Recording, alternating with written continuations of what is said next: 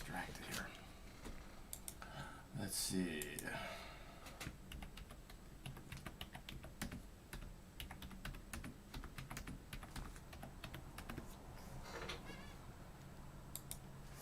Let's see. Okay, I am here. I am here. I am here. Here I am. I am here. Hear me roar. Let's just say, fuck you to you know who. And on Friday, we do dabs for donations, right? And last Friday, we crashed right at the end of the show at like 1:30 in the morning or something. The OBS crashed, and I still owed Chris a bong hit. So I'm gonna do a bong hit for Chris. So this first, and I said the first bong hit on Monday would be for Chris, and then I forgot. So I'm gonna do a bong hit for Chris now, just in case.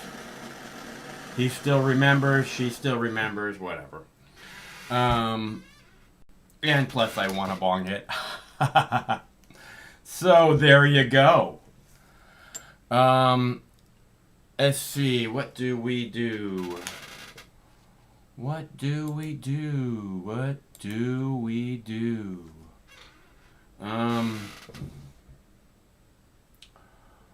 But I have many videos ready for you today, and last night, we are in the convention season now, the political convention season. So apparently, ready? This one's for Chris from Friday, Dabs for Donation Friday.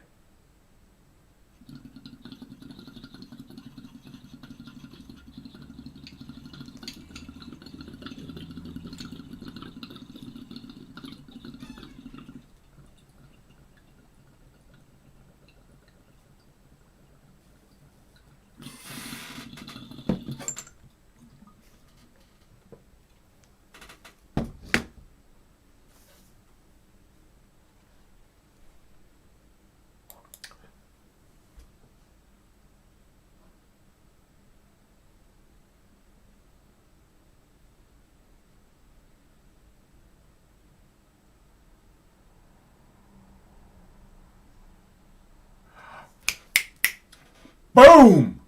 All right. That's a good way to start the show. Okay, so again, it's the political convention season.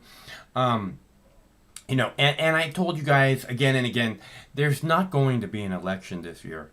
And in fact, today in New Zealand, the Prime Minister postponed elections in New Zealand today. And they have 90 active cases of COVID-19. 90 active cases, and they postponed the election. Okay? So if you think there's going to be an election, you might want to think again. It's not happening. But I've been telling you that for weeks, if not months. There is no election. Look at the beautiful people in the streets. I love it. There is no election, and we know that it's gonna be true.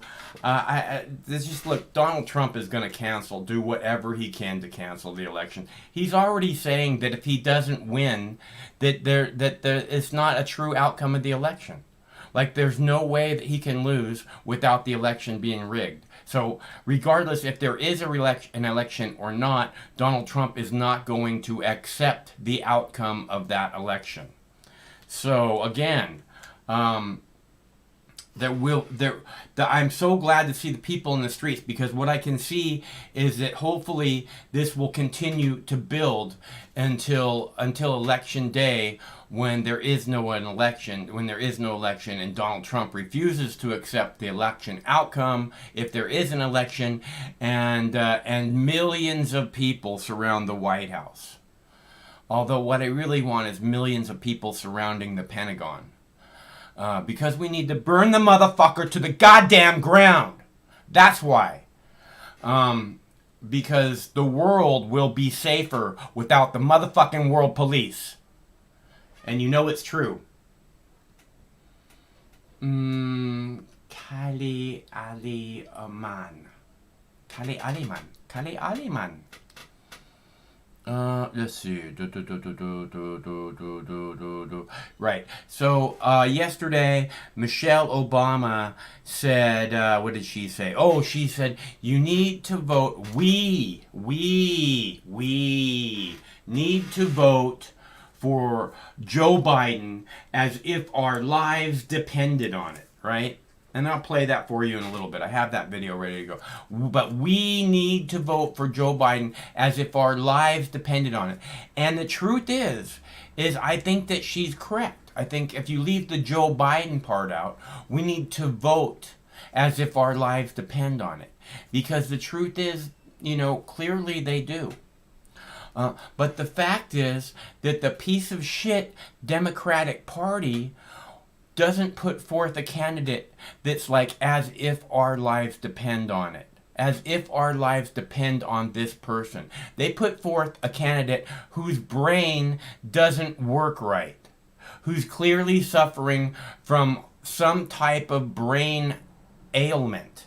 Okay? And we all know this. And even before that, even without that, Joe Biden has this history as a politician of not being there for the little guy.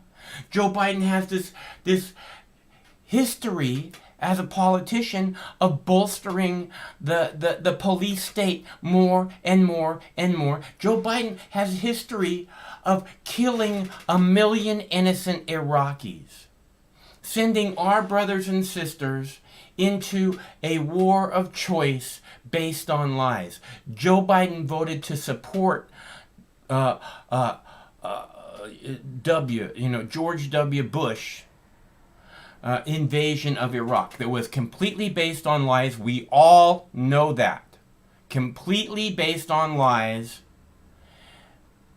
And Biden gave him support so that he could make it happen. He helped George W. Bush and Dick Cheney wreck the world, wreck the Middle East. Joe Biden helped bring us to this moment in history where the world is teetering, where we're in a mass extinction, as if it didn't even matter. That there's all this mass extinction going on all around us. I don't hear any of the candidates talking about that. Joe Biden, the truth is Michelle Obama's right. We have to vote as if our lives depend on it, but not vote for Joe Biden. We have to vote as if we care about the future. We have to vote as if we want a better tomorrow for our children.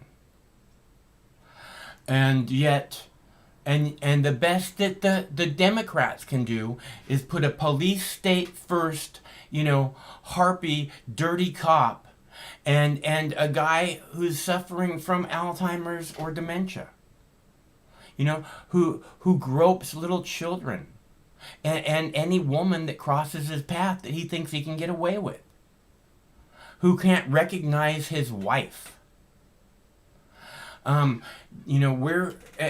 Yes, we have to vote as if our lives depend on it, but why can't the Democrats, the elitist fucking scum Democrats, the party elders, act as if our lives depend on it? Why can't they put forth people that actually are going to make something different happen than what's happened for the last 40, 50 years? They refuse to do it. They put nothing forward but the status quo again and again. The status quo isn't about voting like our lives matter, like our lives depend on it, isn't it? Is it? That's not the status quo. We need to get the very best person that we can get in this country for the most important job in the world right now. And clearly, obviously, to anybody in the motherfucking world, Joe Biden is not that person. Kamala Harris is not that person.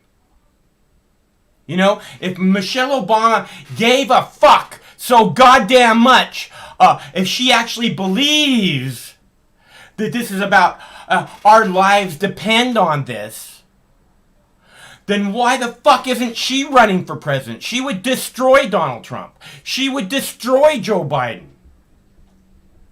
But no, I just want to have my little life where I can record my fucking convention speech a week before they fucking announce who the vice presidential nominee is.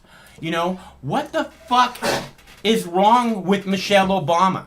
Oh, I forgot, she's depressed. I posted that video for you last week. Michelle Obama is depressed, in case anybody's wondering. Which is not a word just to throw around. Depression is a serious thing. And if somebody's saying, I'm depressed in your family, you should pay close attention. You should act as if that's an important thing that they just told you. Michelle Obama, last week in a news clip that I posted on this web page, Michelle Obama announced that she is depressed.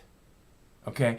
And she went on to blah, blah, blah, Donald Trump and division and the divisive rhetoric, you know, blah, blah, blah. But the fact is, she's depressed because the Democrats put forth another piece of garbage fucking candidate.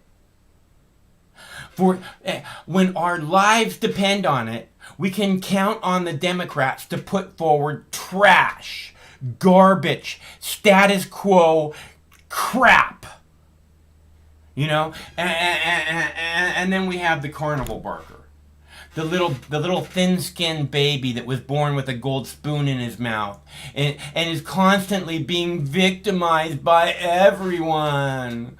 Poor me, it's so unfair.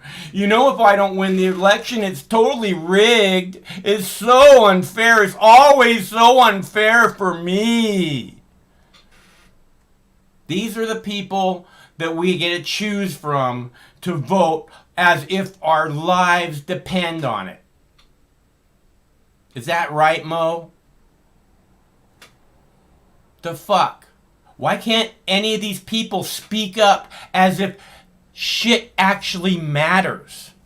As if they actually care. You know, when you say our lives depend on it, then you act as if not in some kind of fucking bullshit, well, this is who the party's putting forward. You say, this is the most important person. And it doesn't matter if it's a Democrat or Republican or a Green or Libertarian. Fuck the party. Michelle Obama's up there saying, our lives depend on it and you have to vote the party. Fuck that. The garbage party that has led us to this fucking moment in history, hand in hand with Donald Trump and all the other bitch-ass fucking cunt Republicans. Vote for those pieces of shit? Are you kidding me, Mo? The fuck? That's the best you can come up with, baby? Oh my God. For the most important job in the world, we're voting like our lives depend on it, according to Michelle Obama. The best choice is Joe Biden. A person whose brain doesn't work right. Is that right, Mo? That's the person that's going to save us all? It's going to save all of our lives? Is that right, Mo? You know, and again, if she actually cared about saving our lives, she would be running. People have been begging her to run. Everyone knows Joe Biden's brain doesn't work right. Everyone knows Joe Biden can't be fucking elected dog catcher if anybody starts actually fucking playing creepy Uncle Joe videos. Okay? We all know the facts. And yet these piece of shit, party elder, establishment, status quo Democrats put forth the most status quo fucking piece of garbage that can't be elected dog catcher when we have to vote like our lives depend on it. So I think Michelle Obama's right. Again, We have to vote like our lives depend on it. But not for Joe Biden. Because the last thing we need is another fucking status quo piece of garbage bringing us right back to where we were. Right even keel down this fucking lane right off the fucking edge of the goddamn earth. You know, and that's all Joe Biden's done. Joe Biden has helped to steer this ship for generations. He sent good men and women to die in Iraq based on lies for the sole purpose of making rich fucking pieces of shit even more rich. He helped to murder 1 million innocent people in Iraq easily. We're supposed to count on him? That right, Mo? Okay, so where were we? Oh, right. This is a call-in show. The number's right there, 805-669-6397. Feel free to call anytime. Operator is standing by. And otherwise, I have multiple clips to play for you. As I was saying, the New Zealand Prime Minister announced today that the election is postponed. She's postponing an election because of the COVID-19. And they have 90 cases of COVID-19, apparently. 90 confirmed cases in New Zealand. But we have to postpone the election because, you know, that makes sense, right? New Zealand's prime minister is responding to President Trump's comments about the country's new COVID-19 cases after New Zealand declared it was virus-free. New Zealand recorded 9 new cases Monday, bringing the country's total to 90 active cases. President Trump claimed New Zealand was experiencing a big surge and called it terrible. Here's how Prime Minister Jacinda Ardern responded. I don't think there's any comparison between New Zealand's current cluster and the tens of thousands of cases that are being seen daily in the United States.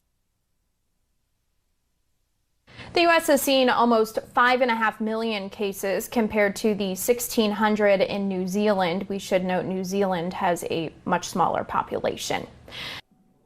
New cases of coronavirus in New Zealand have prompted the Prime Minister to postpone the country's parliamentary election. Calling it the new normal, Prime Minister Jacinda Ardern pushed the election back a month after New Zealand saw its first coronavirus cases in more than 100 days. Ardern, who has full control over elections, moved it from September 19th to October 17th.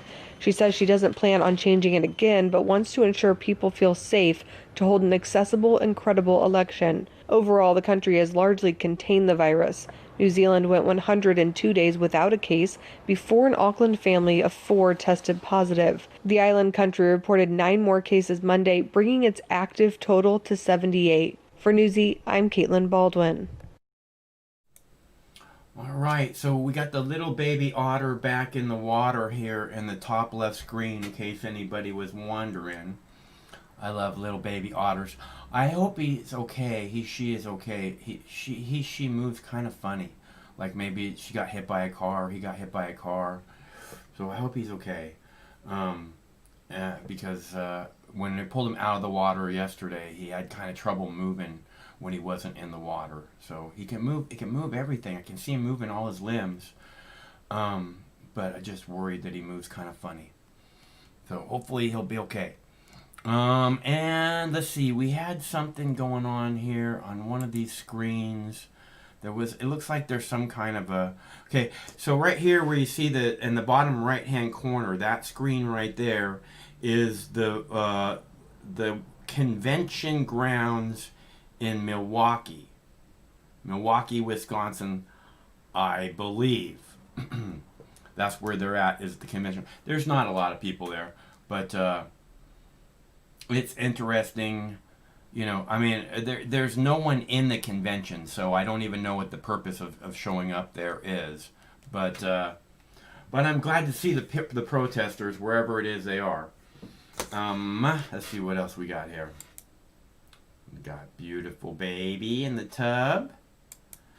And we'll stick with the beautiful baby in the tub. All right. So, again, if anybody wants to call, the number is 805-669-6397. And I have more videos. And I will go ahead and I will play these videos. And when I'm out of videos, then we're done. So, that's what we got going on here. I'm going to go ahead and play some videos. What a beautiful baby that is, huh? Okay. I wonder if those are snacks.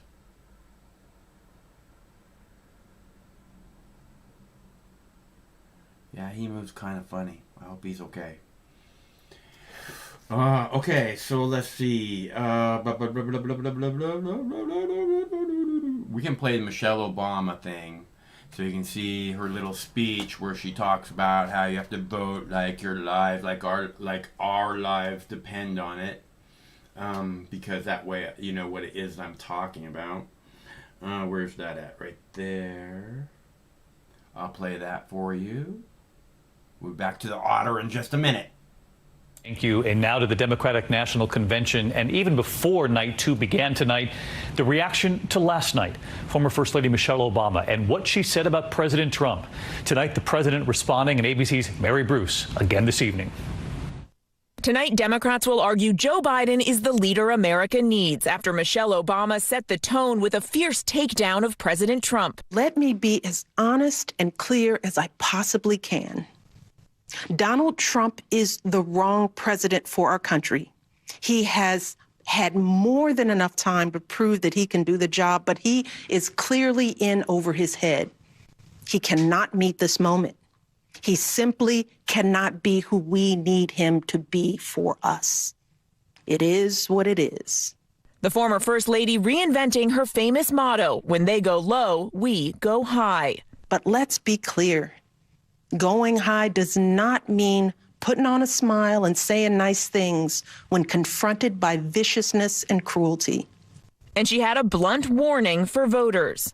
If you think things cannot possibly get worse, trust me, they can and they will if we don't make a change in this election. If we have any hope of ending this chaos, we have got to vote for Joe Biden like our lives depend on it. Watching closely, President Trump. Do you want to respond to Michelle Obama's speech last night where she said that you're in over your head and the wrong president for the country? She was over her head, and frankly, she should have made the speech live, which she didn't do. She taped it, and it was not only taped, it was taped a long time ago because she had the wrong deaths. She didn't even mention the vice presidential candidate in the speech. Michelle Obama taped her speech before Biden announced Kamala Harris as his running mate, and when the coronavirus death toll was at 150,000. Since, it has jumped to over 170,000. She gets these fawning reviews. If you gave a real review, it wouldn't be so fawning. I thought it was a very divisive speech, extremely divisive. Frankly, I wouldn't even be here if it weren't for Barack Obama. Late today, Biden taking aim at Trump's leadership. President Trump doesn't seem concerned about anything beyond his own ego. But I think it's more than that. I think he just lacks the capacity to be able to do it.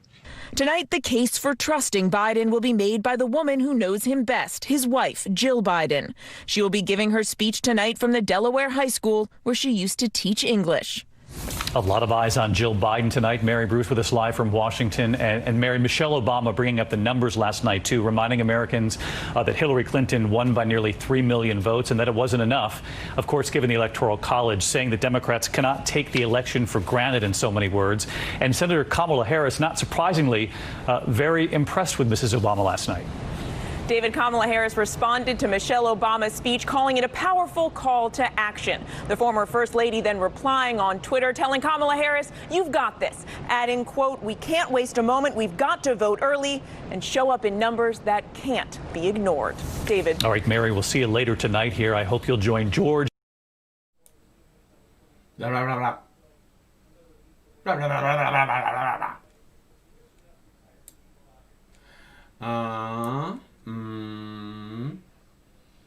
It looks like the otter's still in the tub. No, to pull the otter out. They have him in, they're probably drying him off. They'll probably move to the little drying crib now next. Let's see, what else do we got here? We could use some Seattle. Where's some Seattle, man? There's shit going on in Seattle. I don't know about right now.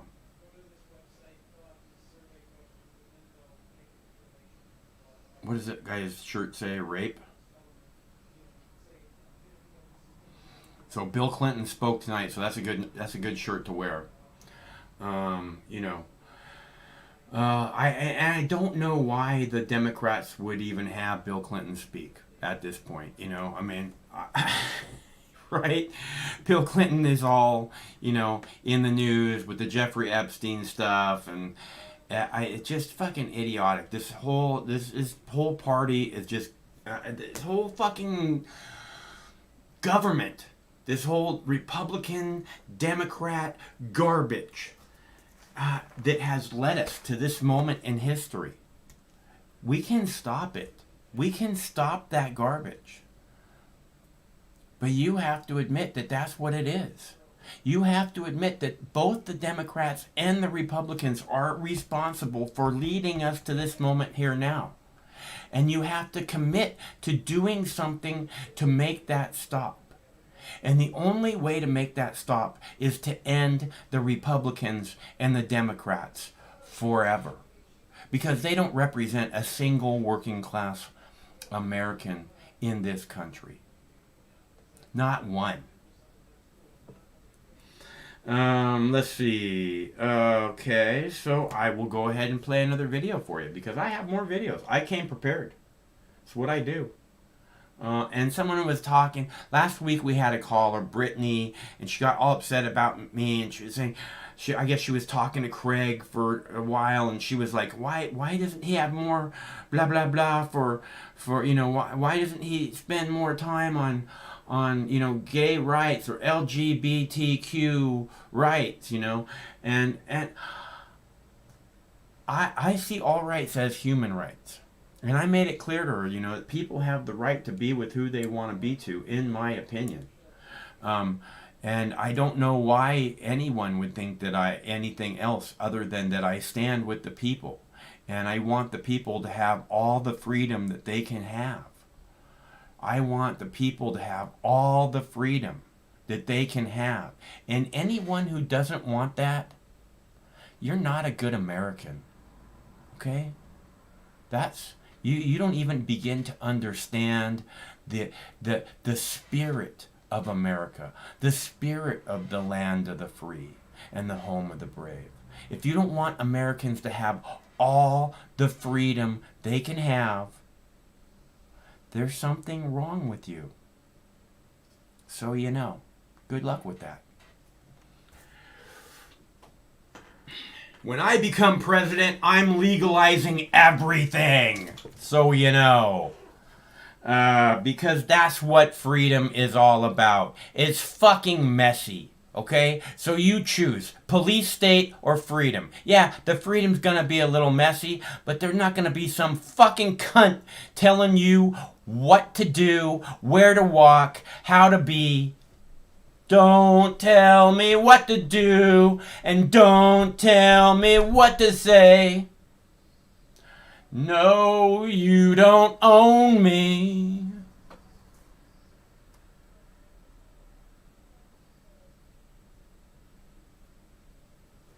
Alright, so I'll go ahead and play a video, I guess, then. About transgender. Oh, a judge ruled that some executive order bullshit that Donald Trump signed, which, you know, you fucking Trump supporters would have been all up Obama's ass about signing fucking executive orders every goddamn day. But apparently, you know, when this fucking moron, this fucking thin-skinned little baby boy, who's such a big victim, everybody's always so mean to me. It's so hard for me. I've been so victimized my whole life. How can you fucking vote for a bitch like that? You know, some judge overturned some bullshit fucking crap that he did. Oh, hello. Hello, caller.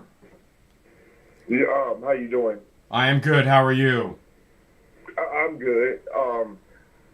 So I'm 32 years old. I'm from South Carolina. I drive trucks, but I'm black. But my thing is this: do you have any advice on how I could convince poor blacks that Trump is good for even people like us? Because I became I became a truck driver under his legislation. He inspired me to do it. Good. But, you know, yeah, thank you. Yeah, but, no, I mean, a president should be inspirational. I mean, that's the kind of position that he's in. He should inspire people to do things. He or she. Go ahead. Well, you know, it's difficult because I don't have a voice out there. I'm one of them oddballs because, you know, I drive, like I said, I drive rigs. I'm African American. I'm 32, and also I am openly gay, but I support Trump. That Trump has got to win.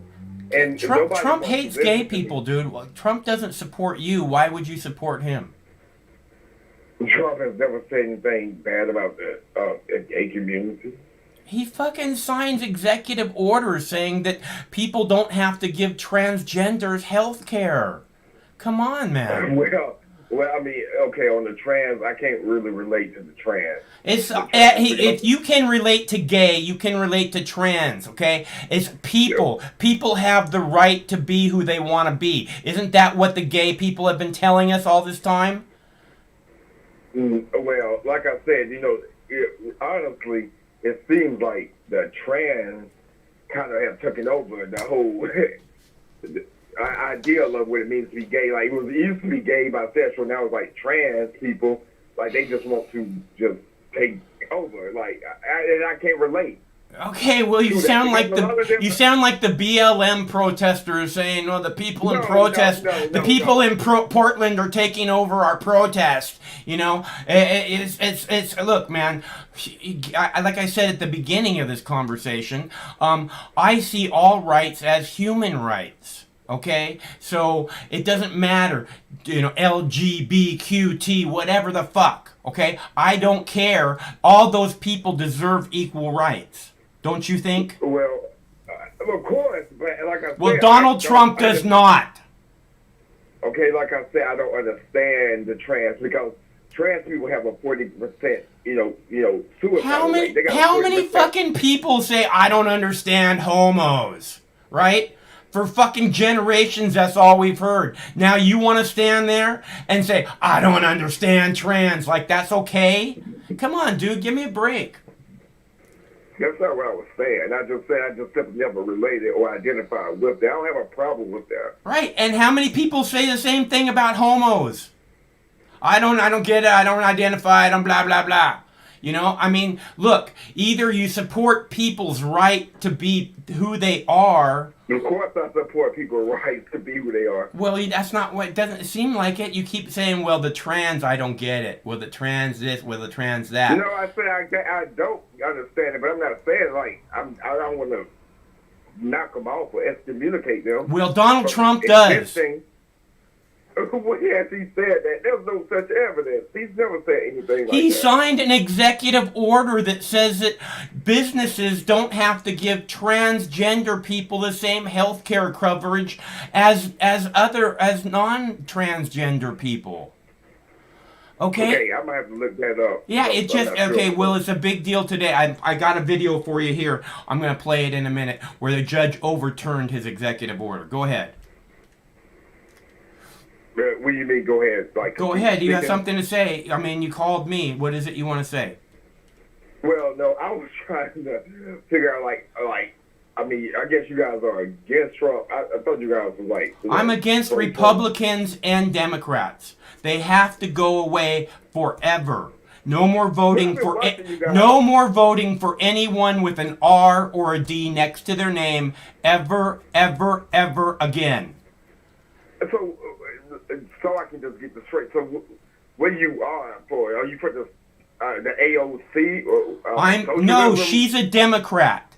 No voting for a Democrat. No fucking Democrats. No fucking Republicans ever again. Ever. And so what kind of, if I can ask, if I may ask, what would you be proposing? A new party altogether? Do you have a name for it? No, I don't. But what I'm proposing is, if you don't, unless you want the status quo to continue down this same fucking road, then you must stop voting for Republicans or Democrats, because nothing ever changes with them. Who gonna run the country? Because it's like those are our only options. It's either Trump. No, or there are numerous other parties, including libertarians and Green parties. The Green Party presidential candidate is a great candidate. You should look him up. I bet you'd like him a lot. Well, like I said, I mean, I didn't call for it. I like to really just argue about transgender people. I don't mind those people, but those people typically have more issues than the average gay person. I mean, seriously. Like I said, they're like 40% more likely to commit suicide, even if they have their surgeries after they get accepted or whatever. They won't. Their issues. And let me ask you something. Are you really gay? I would assume. I've never been with a female, but. No, I mean, when somebody talks about homos and they're saying those people, you know, how would that make you feel? It was probably a bad way of saying. I have a transsexual friend. I do. I do have a transsexual. Yeah, I do. No, I have a black friend. I don't hate black people. I have a black friend. I do. I really do. Go ahead. He told me he would never have the full surgery. Like, you know, he looked like a woman, but he was, you know, from the waist down. He's still a male. I don't care if he does have the surgery. We talk. I just don't understand it, and when I talk to him, I never, ever bring it up, and I don't care. We don't talk like gay guys. We don't really talk about that. That's irrelevant to me. I mean, I didn't even expect us to even get into a conversation like this, but I love him, and then I sometimes I call him by his birth name, and then I call him by his female name. He could care less because he know I don't mean no harm. Uh-huh. You know, like I was saying, it was like it for me to come from, you know, I'm 32, which I've said, but this is my first job in my adult life because I was diagnosed with PTSD when I was 19, and I was getting government assistance. But then I changed. I was determined to make my own money. And I got, I started making money, you know, average American dream, got a trade as a truck driver. And I was just trying to figure out, like, well, how can I encourage other, you know, people who come from poverty, you know, to support President Trump? Because, President Trump believes in, Go ahead. Let me tell you how. Do you have a CB radio in your truck? Absolutely not. I'm extremely anti-social media, and that's too liberal for me. A CB radio is too liberal. A CB radio is too liberal for you. Like when I was a trainer, you don't even want to know what these truck drivers say on those things. Yeah. Well, I would think. But I'm open though. What's your suggestion? Like, well, I'm curious, like, what I'm suggesting is that if you want to be spreading the word about Donald Trump and the difference that is made in your life, that seems like an easy way to do it while you're working 8 hours a day. You know. Try 14 hours a day, bro. Yeah. Well, I'm sorry. That's awful. That's way too much. But my brother's a truck driver. My brother's a truck driver, so I know you guys work really hard. Yeah. That's cool.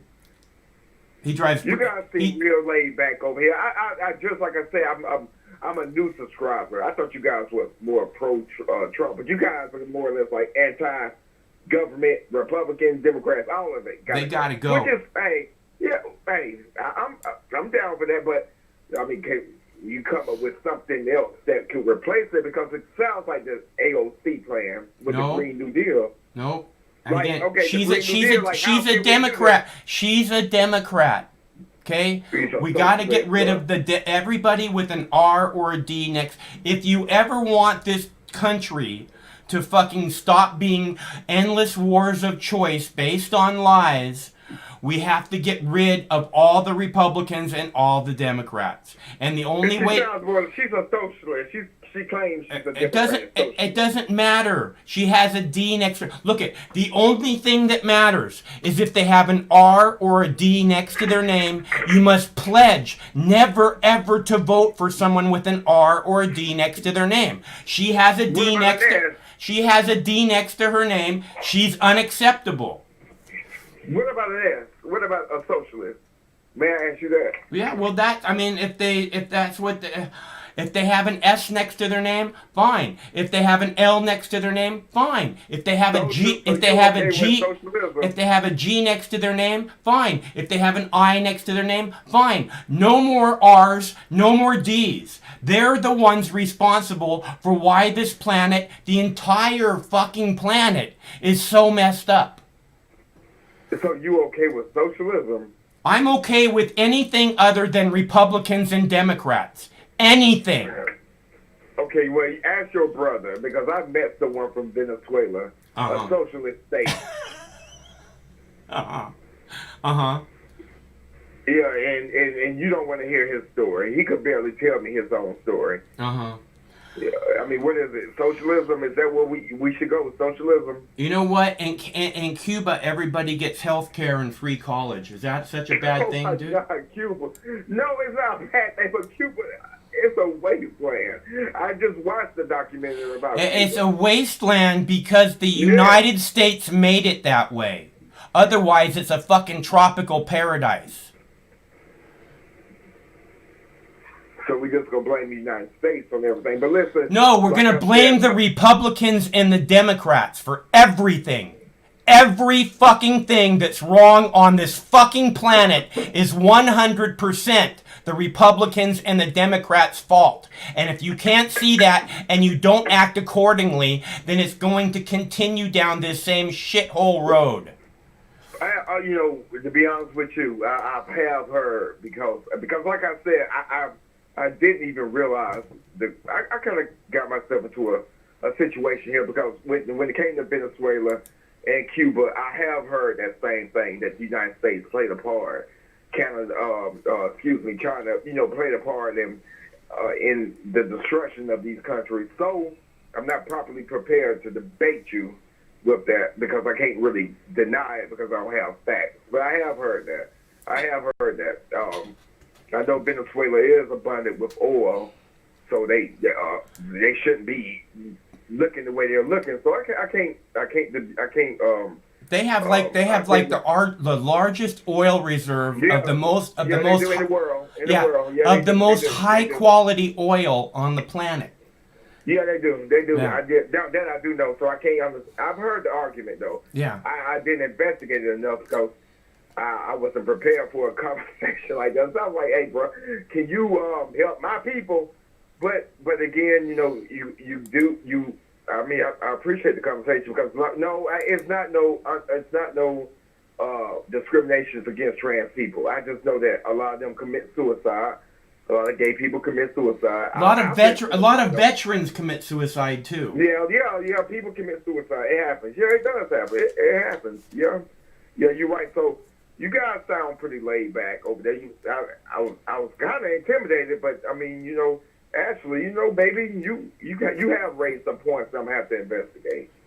Look at the Green Party candidate, dude. His name's Howie Hawkins. He's a great candidate, and you can vote for him without feeling like you're kind of selling out yourself, because he's not gonna lead us into a war. He's all about the people, and if you listen to anything he says, you'll recognize that right away. I think. What kind of party is he? The Green Party. Green Party. Okay. Now. Okay, like I said, I don't even want to even comment on that because I can't necessarily defend myself because I'm not prepared for that. Not even prepared. Right. You say his name was Howie what? I want to investigate that. Howie Hawkins. But again, Howie Hawkins. With what Like really, Stephen Hawkins, okay. yeah, what really needs to happen is just, beyond the president, beyond all this stuff, is just no and never again vote for a Republican or a Democrat. Just swear. It's like it improves your soul by saying I'm never going to vote for an R or a D ever again. It will be like, okay. You know what I mean? You're a better person for it.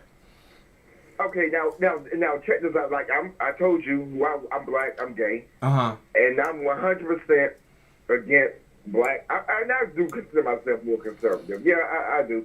I am more of a conservative. But the thing about being a conservative, I would love to open my mind. I don't mind investigating something different. Well, that's really good because most conservatives don't seem that way. So that's a very positive thing. I know that's not true. That's not true. I can't defend that. Conservatives will look, and say, okay, well, what do you think? You talk to a liberal, like what's going on in all these Chicago. You talk to Seattle, Washington. You disagree with them, they'll shoot you or burn your house down. Yeah, well, or something. I am. Yeah, they will. I'm from Seattle, and I defend the protesters to the death, because this is America, and the people in the street are Americans, and they're fighting for a better tomorrow for everyone.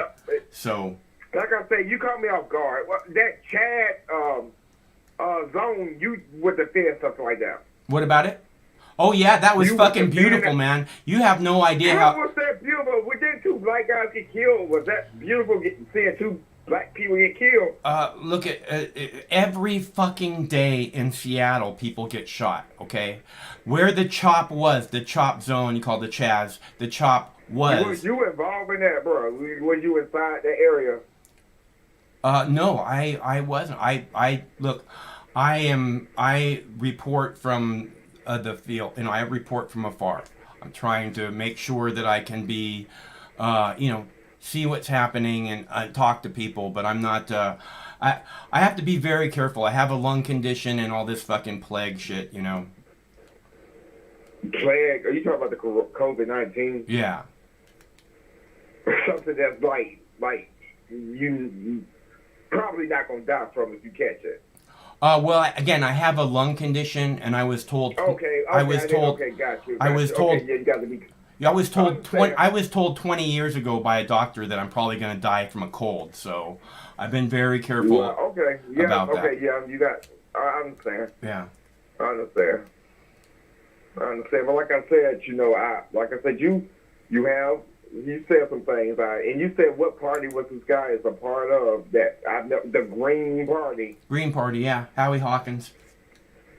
Okay, well then I guess I'm out there investigate that.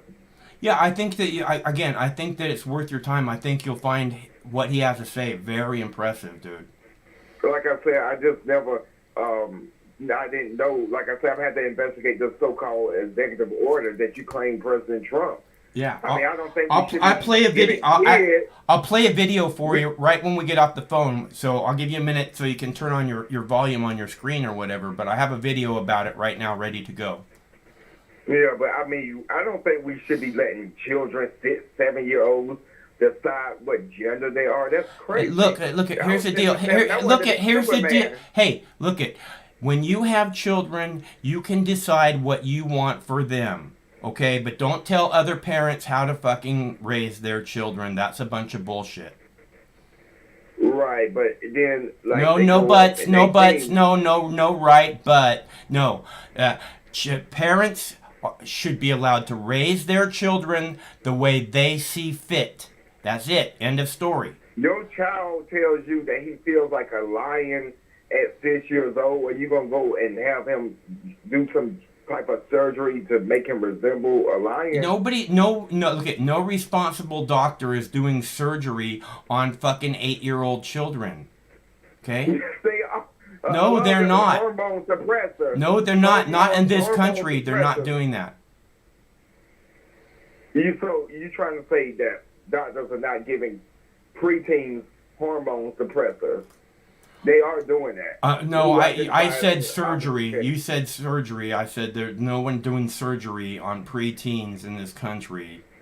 But them hormone suppressors are lifelong damaging. Well, I don't. Again, I'm not a doctor. I don't know about that, and I'm not a psychologist. And again, it's look, it's like with my dogs. Okay, with my dogs, I am the protector of those dogs, and people will tell me again and again, "Oh, you can't do this. Oh, you can't do that." Well, don't tell me what to do with my dogs. Okay, my dogs are fucking amazing.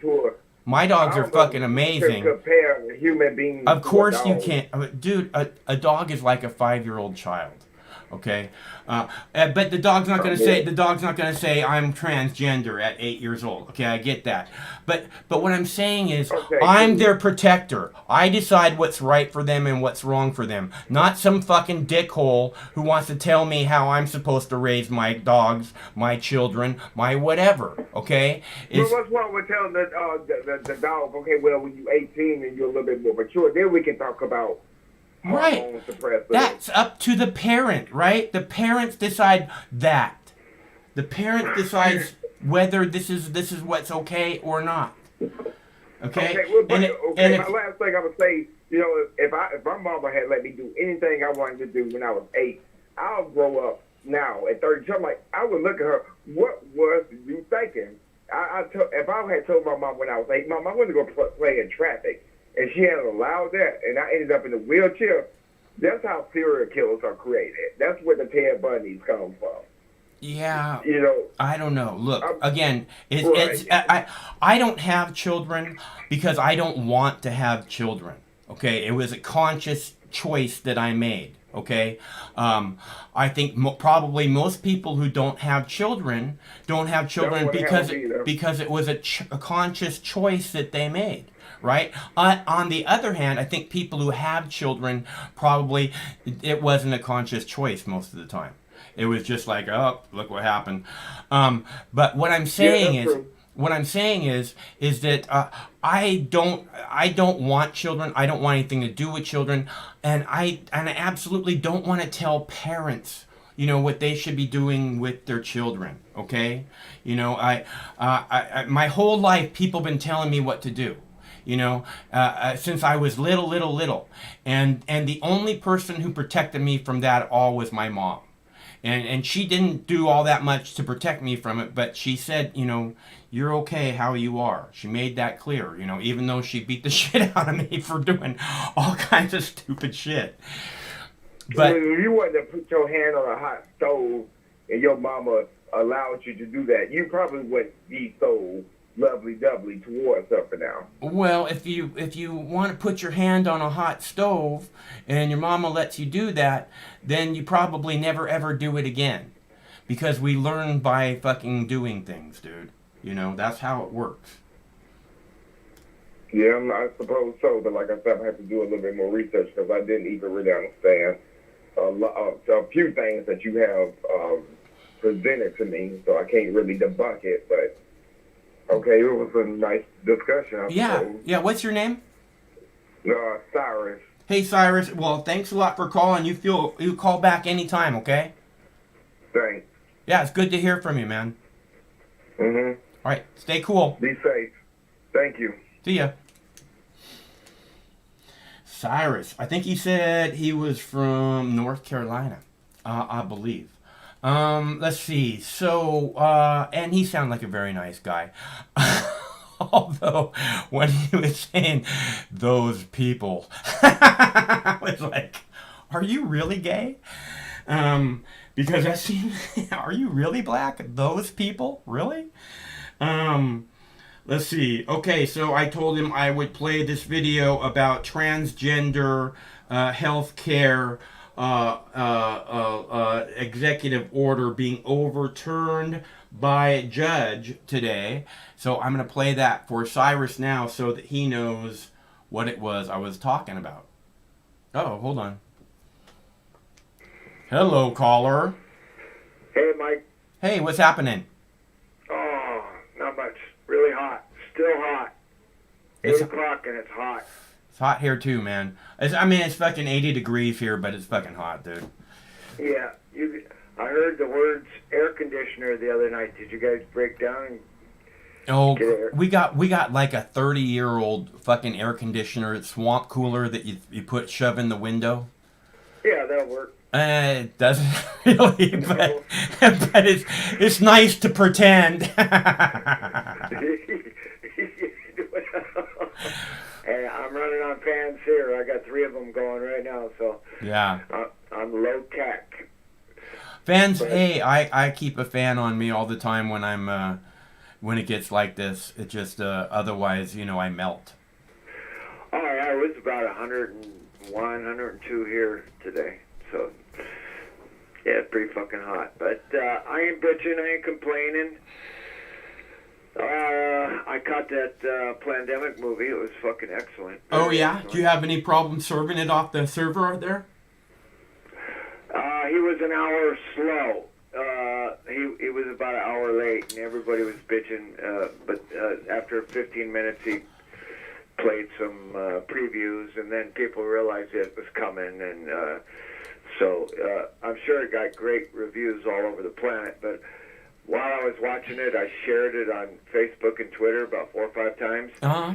And then when, by the time the movie was over, I tried sharing it one more time, and Facebook came up and says they got a complaint about this, and that I'm not allowed to share it. So it was immediately banned. Yeah. It took them about an hour, but that's slow for Facebook. You would think they would have their Nazis with their finger on the button before the thing ever started, but yeah, like they knew it was coming and be ready. Yeah, and the neat thing about that movie is they go into Facebook and they go into Twitter and they go into the media and they go into the whole free speech, where the narrative is controlled, and they go into the algorithms and they go, who makes the algorithms and how long has this been going on, and who decides what is permissible to be seen and heard and who is not, and how long has it been going on. And they go into the funding for Fauci and the NIH and what's his name, the guy, Bill Gates. He's got his fingers all over everything, and God, what a slimeball Bill Gates is, man. It's like he's literally killed hundreds of black people and children in Africa, and he still just sits there with a smile on his face. Yeah. No matter who gets sick from their fucked up vaccines, they're indemnified, and they can never be prosecuted, and the taxpayer has to pay the bill. We're talking hundreds and hundreds and hundreds of millions of dollars coming out of that the taxpayers have to pay for the victims of vaccine fraud, and he just ran the whole gamut, and he started out really scientific. He debunked all the fake charges against all the doctors, including Judy Mikovits, and set the story straight, and he went into Snopes. I don't know if you know about Snopes. Do you know what Snopes is? No, I don't know what that is. Oh, Snopes is like the fact checkers. So they were the original fact checkers, and I knew they were full of shit about 6-7 years ago, but I also heard about 3 or 4 years ago that they actually got money from, I don't know, the CIA or somebody. So they used to be the #1 online fact checker. Now Google's got 400 different agents checking all the facts on Twitter and Facebook and YouTube. So we're like, and he actually, without me talking to Mickey Willis, because I never see the guy, he actually used the same words I've been using to you. He weaponized media. So and I can tell, I've talked to him one time in my whole life for half a second, and I can tell that he's exactly on board with the way I feel about it from the whole subject matter, from a scholarly standpoint and from a spiritual standpoint, because he started out all scholarly and factual and went right through, and it's a real contiguous, it's not like piecemeal, it's like, he's actually quite a good filmmaker. And then at the very end, he connects the spiritual dots, we're supposed to be natural human beings on planet Earth and fighting for what is good for our children. And so I'm completely on board with the movie. I give it an absolute A as far as movie making and accuracy. It gets an A for both. I think it's about an hour and 30 minutes, something like that, and it was really good. And then somebody just sent me a link. It must be a private fucking YouTube channel or something, because I got it on YouTube here right now. It's on a channel called The Unseen Encyclopedia, which I've never heard of. So it's on YouTube. You just go to YouTube and punch in The Unseen Encyclopedia, and it's only got 2,200 views on it, so on that channel. But obviously, like I said, it's been mirrored and uploaded and downloaded and properly eliminated, and we'll see what the pushback is. Yeah. Well, hey, Craig, can you hear me? Can you put that Plandemic movie at the top of Mox News website? Yeah. So Craig will put that Plandemic movie at the top of moxnews.com. If anybody wants to see it, it should be there live in the next couple minutes. Yeah, it's very awesome, and it's 100% accurate. And it's very evident that these are federal crimes that are being committed as far as the United States law goes, with the NIH and the WHO and the patent holders. We went deep into the patent holders, and the patents and copyrights started going crazy, if I can remember correctly, around 2003. An analyst noticed a lot of patents being patented for the coronaviruses, for the vaccines and the viruses themselves. So, we're talking billion-dollar pharmaceutical industry that just says, fuck the population, and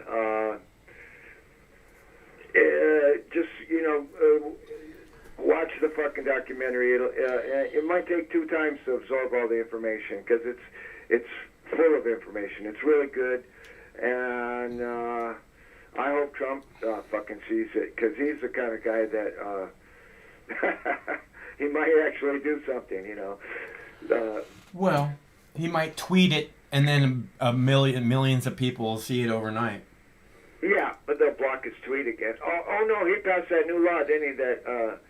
That new law that says I don't know, it had something to do with social media, but it's a big deal, man. They locked down the planet, and people have already gotten used to it, and I'm seeing armies of brain-dead zombies wearing masks every fucking where I go. And I want to just steal a water truck and spray them all off with water everywhere I go. Just refill my truck, keep going, and spray them all off with water. Wake them the fuck up, because it's a pitiful... They're slaves, and they don't even know it. They love their slavery. And these people, these satanic pharmaceutical companies, corporations that own the media and weaponize the media against us, they'll have our children as chemical slaves for the rest of mankind if we don't rise up. Now is the time. So that's not even a radical statement to me. It's a very obvious that now is the time, and we're fighting medical corporations that most of the dumb fucks just bow down and worship and say, where's my Xanax? Where's my this? Where's my that? I need my pill. Fuck you. Go out in nature, take a walk, breathe some fresh air, talk to the birds, and eat some good food, and take your fucking vitamins. I mean, that's what it takes to get through a really bad flu like this COVID-19. It's a really bad flu. That's all it is. And people like you who have pre-existing conditions, you should be. I know. I don't want to tell you what to do, Mike, but Look, I've been doing this for 20 years. You know, I mean, again, 20 years ago, a doctor told me I was going to die from a cold, most likely. You know, which you know, I'm here 20 years later, so fuck you, pal. You know. Well, you do get oils, cannabis oils, in your lungs from the vaping, right? Oh yeah. Okay, well, that's one barrier you got going. Another one would be vitamin D3. Another one would be zinc. Mm-hmm. And another one you might want to do, if you feel like it, if the urge overtakes you, take a low dose of hydroxychloroquine, and the virus will never, it'll die as soon as it hits you. And, of course, they shut down that narrative, too. Even though the president takes it, you know. Yeah, you know, I'm not a doctor, and I'm not going to take. Well, just call me Dr. Mike. Okay, I'm just saying, I don't take any medication from the mainstream media. I don't have, I mean, from the medical industrial complex. I don't have any interest in that. You know, I don't like these supplement things. Okay, I get, you know, vitamins and stuff, and people have been taking them forever, but I'm telling you, I don't like any of that shit, man. What's your star sign, Mike? I'm a Pisces. March 19th. I'm born right at the end of the cycle. Okay, this is I'm a very old soul, and this is my last time here on this planet. So. All right. Well, fuck as many girls as you possibly can, Mike. Look, don't tell me what to do.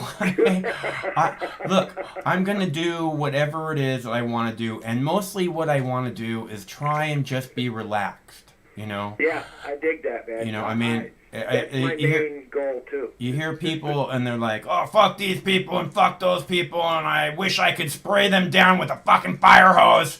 You know, I mean, but, you know, look, what's that? I'm joking. Only the transgender people. I was a guy. At first, I thought you were being kind of rough with them. Because, you know, I like black people and I want them to call up often. Well.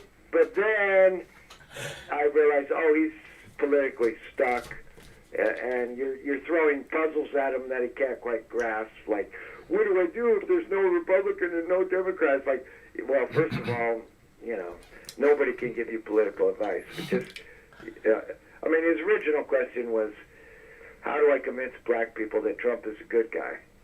And I wanted to answer that for him, but but I heard the conversation, and it turned out okay. But no, man, I just try to accept everybody as they are.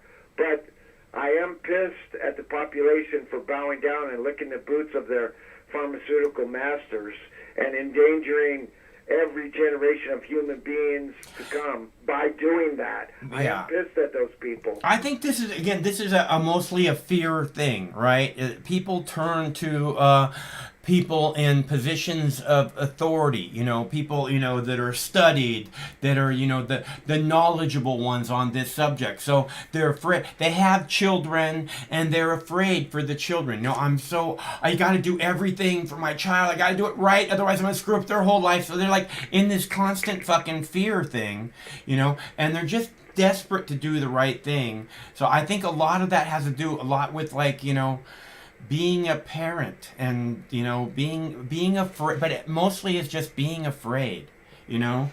And you hear these people, you know, that are like these strong Second Amendment people who call up the show, and they just go fear. They just move from one fear standpoint to the next fear standpoint to the next fear standpoint. And I'm thinking, what the fuck are you so afraid of? And they're like, I'm not afraid. What the fuck? Why are you telling me I'm afraid? Because all you do is talk about these fear shit, you know? And so I know that you know, you don't like to cut people slack on this shit, but I mean, again, they're afraid, and it's really not their fault. Nobody tells them they're the top of the food chain. Nobody tells them they're the king of the jungle anymore. Nobody tells them, explains to them that there's no reason to live your life in fear, that you're not supposed to. And in fact, nobody does that. And by nobody, I mean nobody like in a position of authority. You know, I mean, again, you would need an authority because you turn to people who are like, you know, well, again, you're afraid, so you turn to people, and the reason that the programming wants you afraid is because you turn to people in positions of authority. The reason it's like if there's a war on, it's like if there's a pandemic on, everybody has to turn on the news every day, so they so they know how afraid they're supposed to be today. You know. Well, my big fear now is that we're losing the information war because of all of the squishing of the dialogue and the narrative, and we're only receiving false or partially true information, and so we're losing. My job, as I see it, is to be Paul Revere on a horse, saying, you know, the English are coming. Pharmaceutical coming, Bill Gates, you know. But the reason that we're losing, you know, what did you say we're losing? Oh, the information. The reason we're losing the information war is because you know, again, because people are afraid, because you know, look. We're losing information war because people are being programmed to no longer respect freedom of speech. Right? And why would they no longer cherish and respect freedom of speech? Because they're afraid. They've bought into the fear. Oh, we can't have that. It's going to fuck up this or that. So you know, when people lie to us about the war, oh, well, they did it for a reason, for our best interest. You know, fuck you! There is no fucking best interest when people are lying to you. You know, but they're so afraid and so bought into the fucking, you know, authority figures explaining to us what it is we need to think that, you know, but at the same time, you can't just like look at these people in this crowd, right? It's a bunch of moms and kids, okay, and they have masks on. And why? Because they don't want, you know, all these moms and kids to be getting sick. You know, but again, I think that if they were, you know, not wanting to get sick, maybe they wouldn't go into crowds of people, you know. Well, I won't go into the crowd psychology of, I'm not going to criticize the kids and the moms that I'm watching on your screen now, because they're trying to do something. But every philosopher since fucking, you know, Zoroaster, to the pundits talking today about systems theory will tell you it only takes 15 years to lose the knowledge of eons. If you can mind control 15 years, that's one generation, and if they don't have access to the information, they're going to end up slaves. So that's my thing, is I'm looking at a global picture. You know, by global, I mean I'm up above it watching the whole thing, and I'm seeing trends in human psychology and social psychology, and so I'm doing my best to cry, hey, wake up, everybody, wake up. And I'm trying, you know, I'm an asshole, but I try to be nice to people. No, you don't. No, you don't. Yeah. But anyways, so that's, and you're doing the same thing, Mike. You're not on YouTube every day for your own benefit. You're doing it because you want to inform people. So, you know, we got different styles and stuff, but... Well, I'm not coming out here and I'm not making fun of these people, and I'm not calling them terrorists, and I'm not shitting all over them like a lot of other people do. I'm coming out here and I'm saying, look at, isn't America beautiful? We have the right to go into the street and stand up against our government, you know? Isn't that a fucking amazing thing? Isn't that awesome? And partially the reason I do that is so that people just know that this is still going on. And again, if, you know, we've watched night after fucking night after fucking night after fucking night for months now, and what we're seeing is we're not seeing, you know, violence indiscriminately directed at whoever. You know, we watch these people walk through neighborhoods, walk past cars, walk past business with plate glass window after plate glass window, and not touch a single thing, not do any graffiti at all.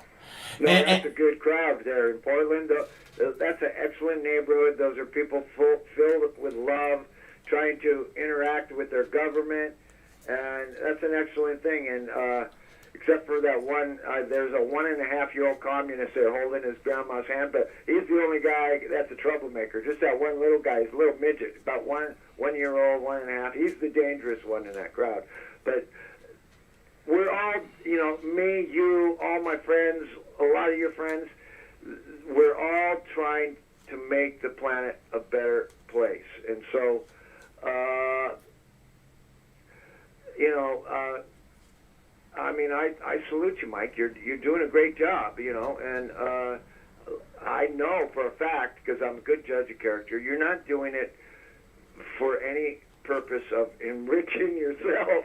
Dude. You're doing it because you love planet Earth and the I'm people on it. trying to save this species, man. I mean, literally.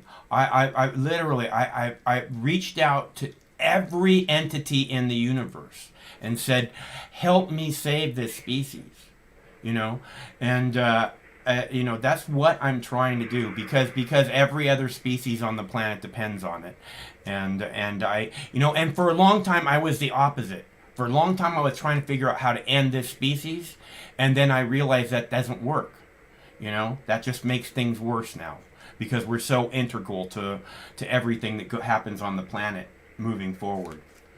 Well, we're living in interesting times, and you know, hard times create heroes, and soft times create soft people. So maybe things got to get a little worse before they get better, but I hope they don't, because I'm looking at all the wars and all the injustice and the murders and the starvation. Don't even bring up Yemen. Fucking Yemen is a nightmare.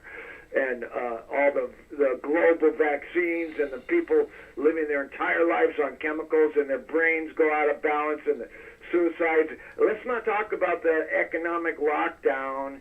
You know, we're at Great Depression levels economically, and the fucking homelessness and the evictions haven't even started yet.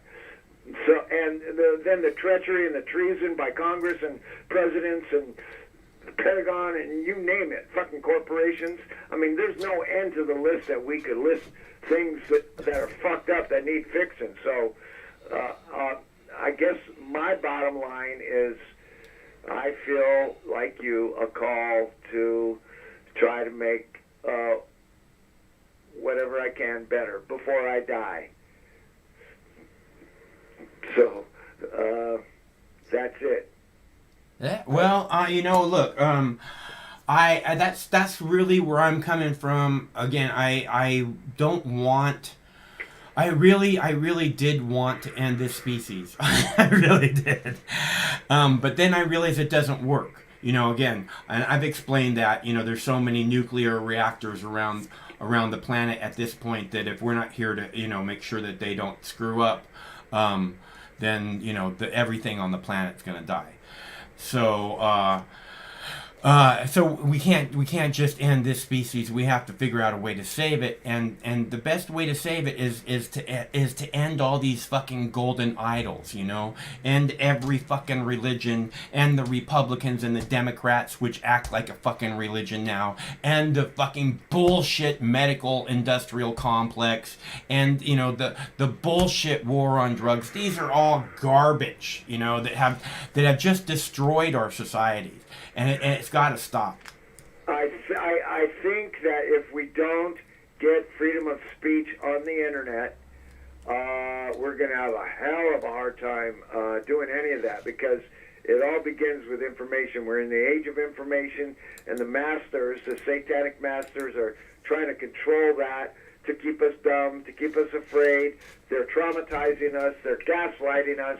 And this movie I saw today, Plandemic, fucking, it gives me hope. It's like, oh man, somebody in my town made an awesome product that is both scholarly, accurate, and spiritual at the same time. And, nature loves courage. So I was encouraged by seeing that today, and I'll watch it again maybe later on tonight. I'll give it a second look. And it's so.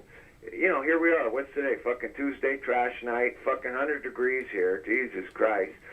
My life is bitching, and I just want everybody to be free. That's it. That's all I want.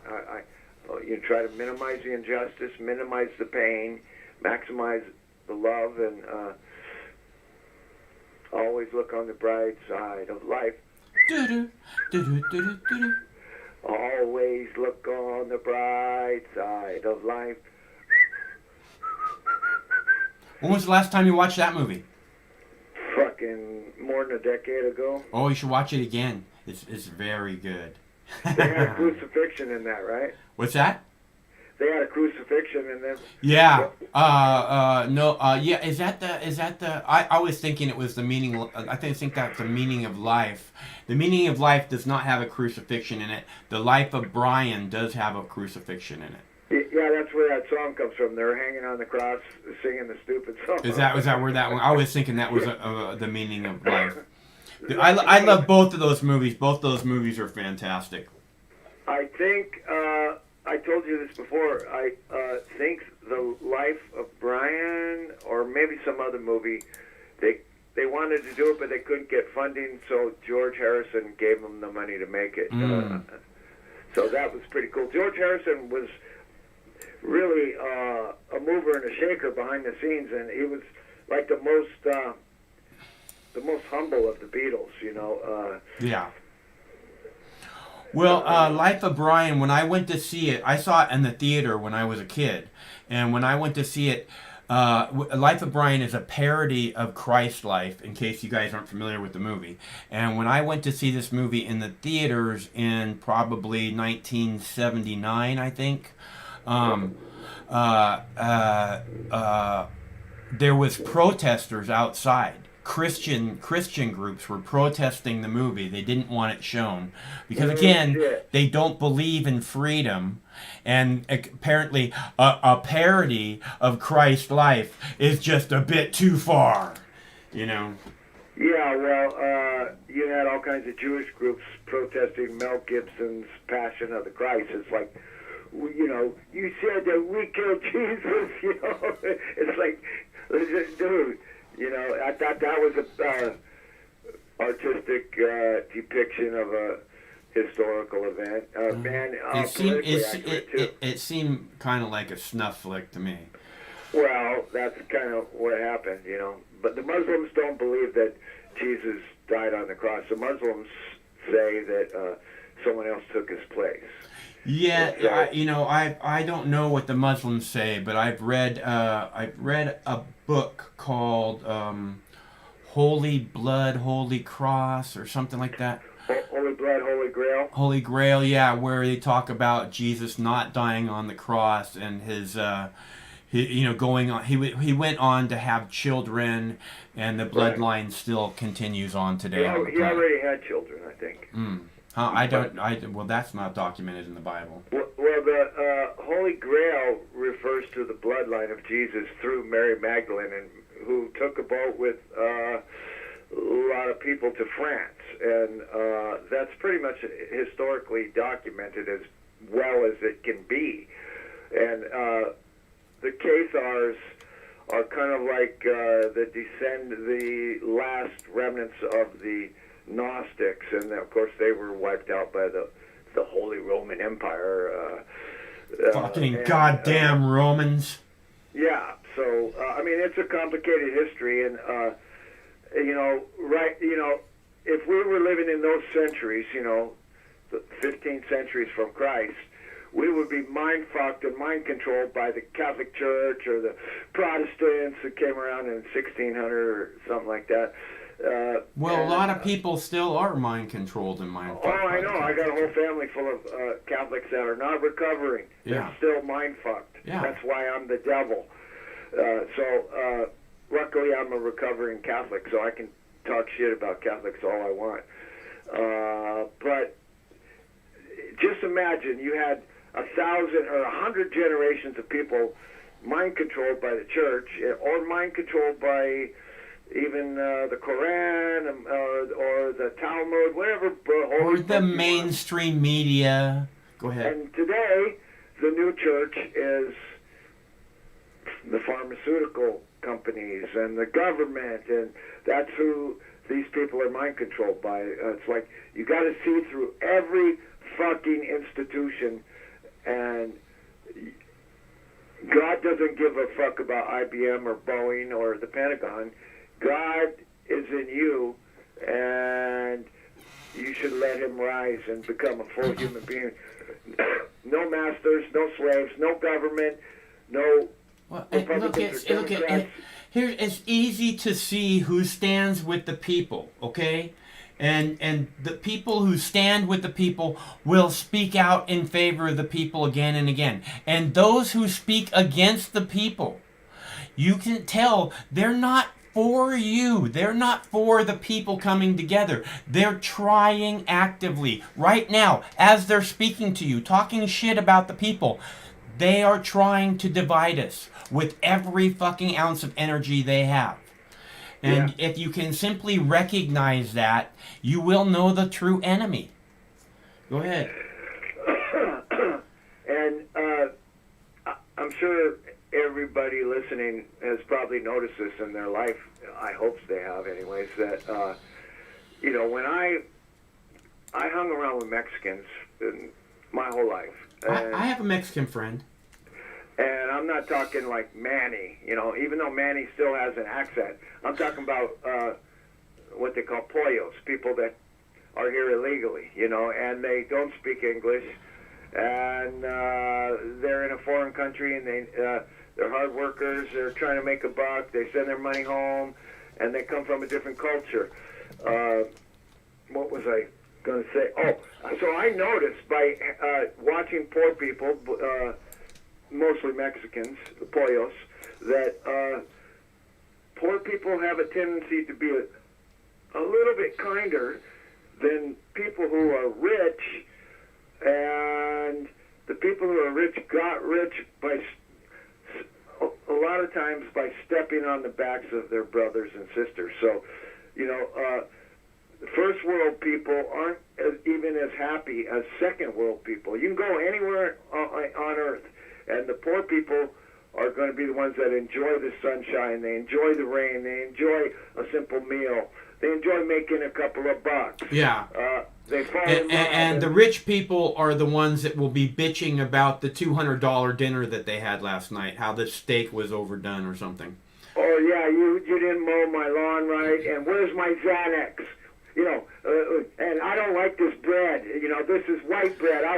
I posted a story a couple of months ago about how people that drive nicer cars are more likely to drive less wait for someone to cross the street or give someone right away. They're not as nice of people. You know what I mean? And so it rings true that the richer you are, more likely the more protected you are. You know what I mean? You just kind of guard yourself. You're not open to people. You're not open to experiences. But I learned more from Mexicans about life and how to be a human being than I learned from most white people. It's like, fuck, man, I can't stand rich people that are always trying to screw me, because I was always buildings or houses for people, bathrooms, whatever, front yards, gardens. Yeah. Well, I talked about being a fine dining waiter for the last 20 years or whatever. Before I started doing this, the 20 years before that, I was a fine dining waiter, and I worked in many really nice restaurants. And 90% of the people who work in the kitchen are generally Hispanic, and so I met damn good cooks too. too. Oh, dude, these guys, and again, like you're saying, they're the first ones to want to share. We get off work and they be like, "Hey, come over to our place. We're gonna have a barbecue," and they love their barbecue, man. So you're missing out on that if you've never been to a Mexican barbecue. I'll tell you what. Oh yeah, man. I mean, Mexican food is the richest food on earth. I know the whole palette of Mexican cuisine, and it's great, awesome. It's what I've eaten my whole life. But technically, and I'm not saying this because I'm Italian. I think technically, the Italians have cultivated the art of meats to a level no other culture on earth has.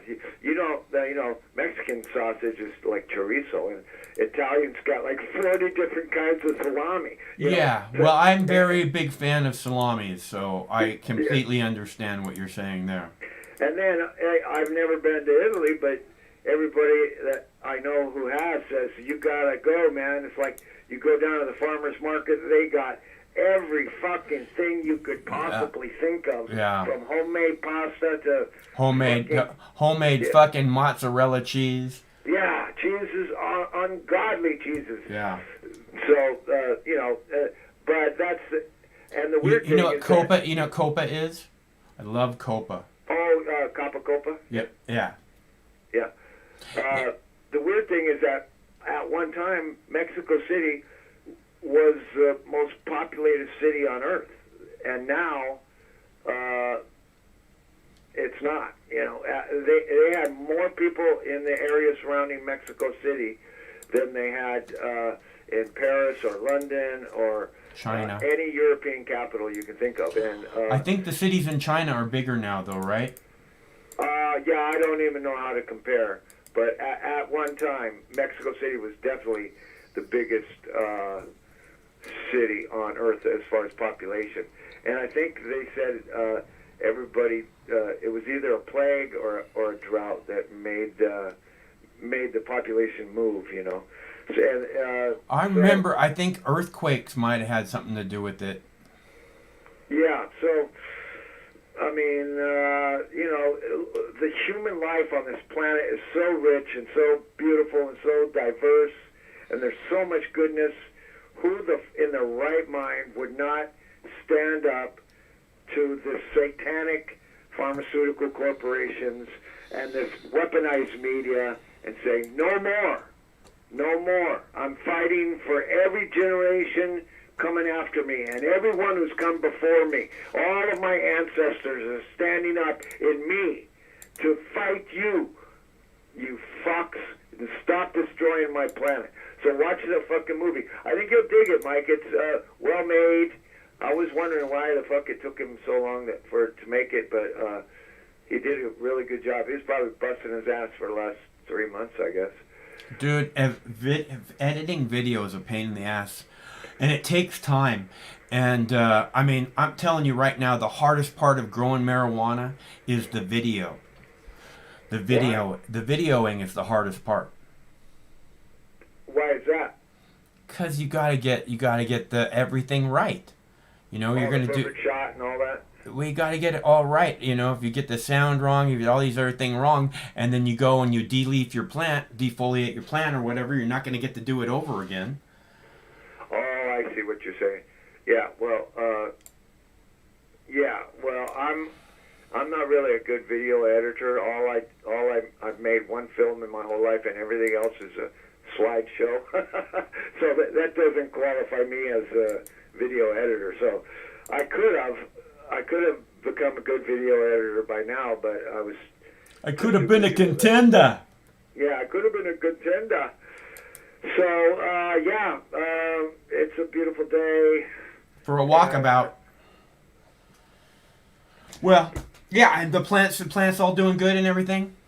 Oh yeah, I made 2 new videos today, so I spent more time indoors than I usually do. But I saw a video today of drones feeding plants, fertilizing them.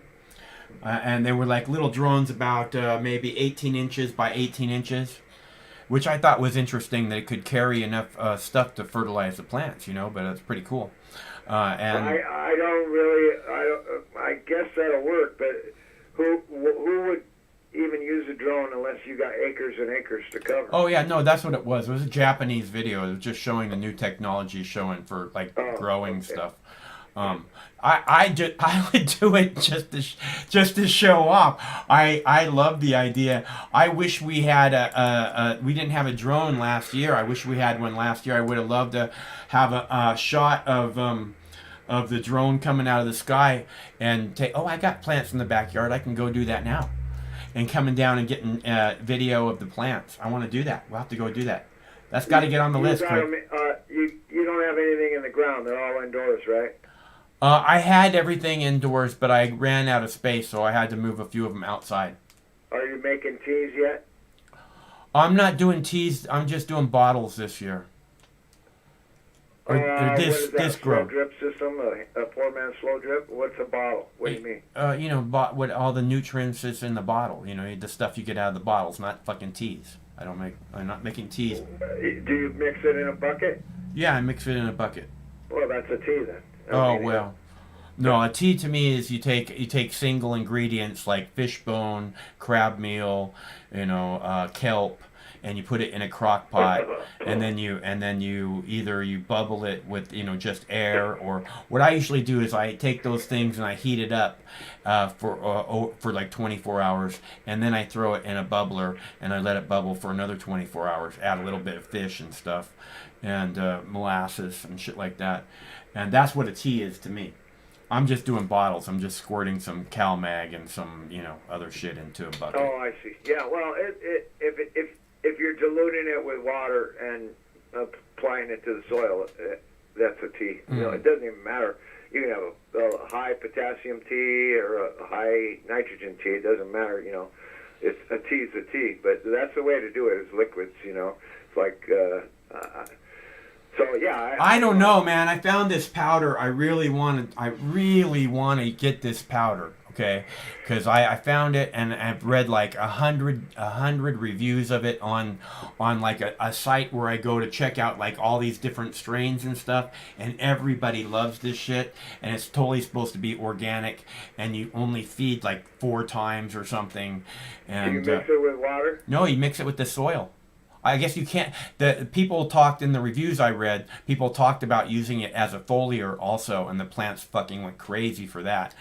So if they were doing that, you'd mix it with water. But I think that you just mix it in the soil and go from Well, there. anything you mix with the soil is automatically slow release, and anything you mix with water in a bucket is immediate uptake. Right. You know?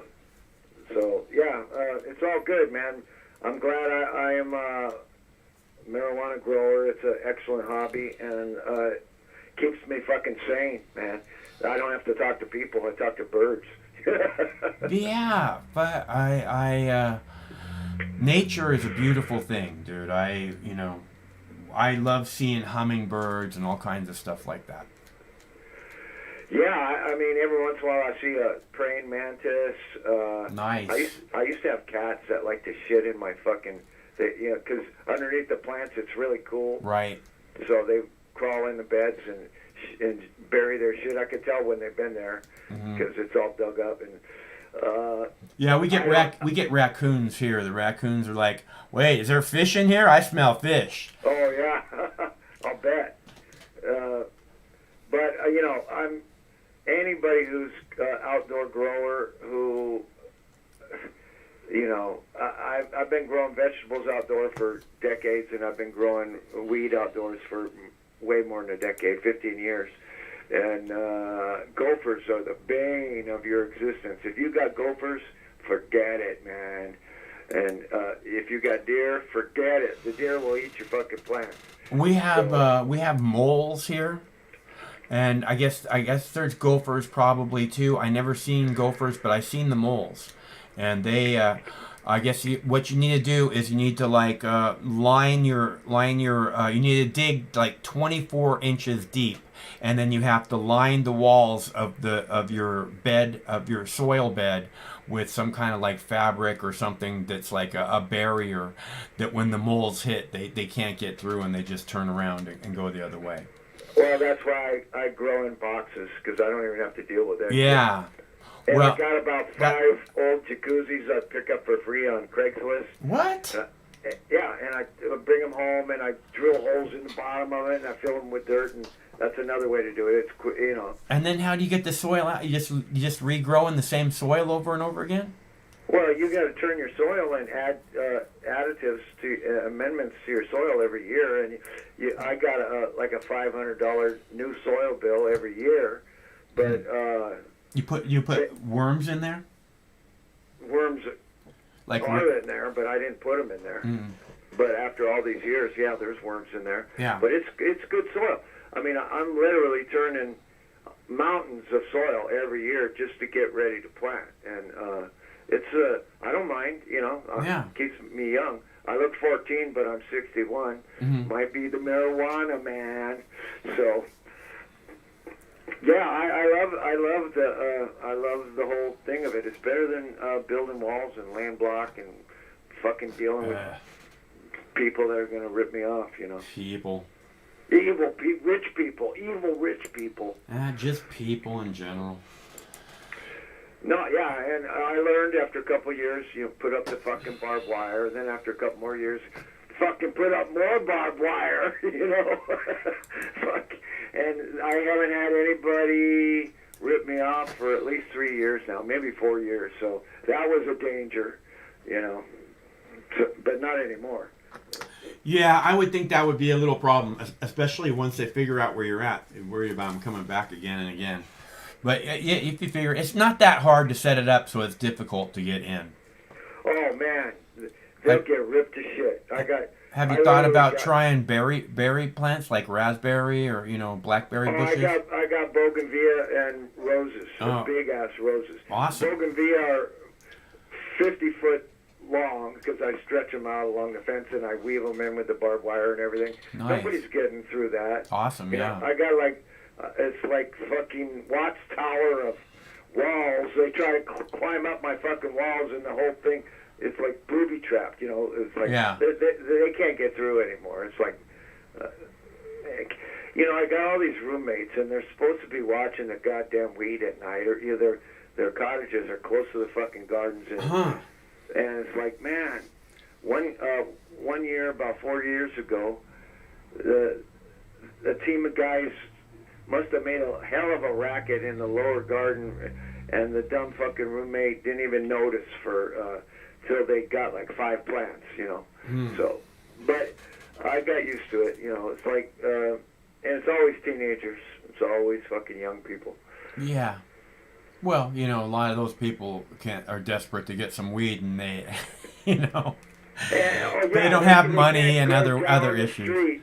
They can't go down the street to the fucking dispensary. Well, teenagers don't have money a lot of the time. Yeah, well,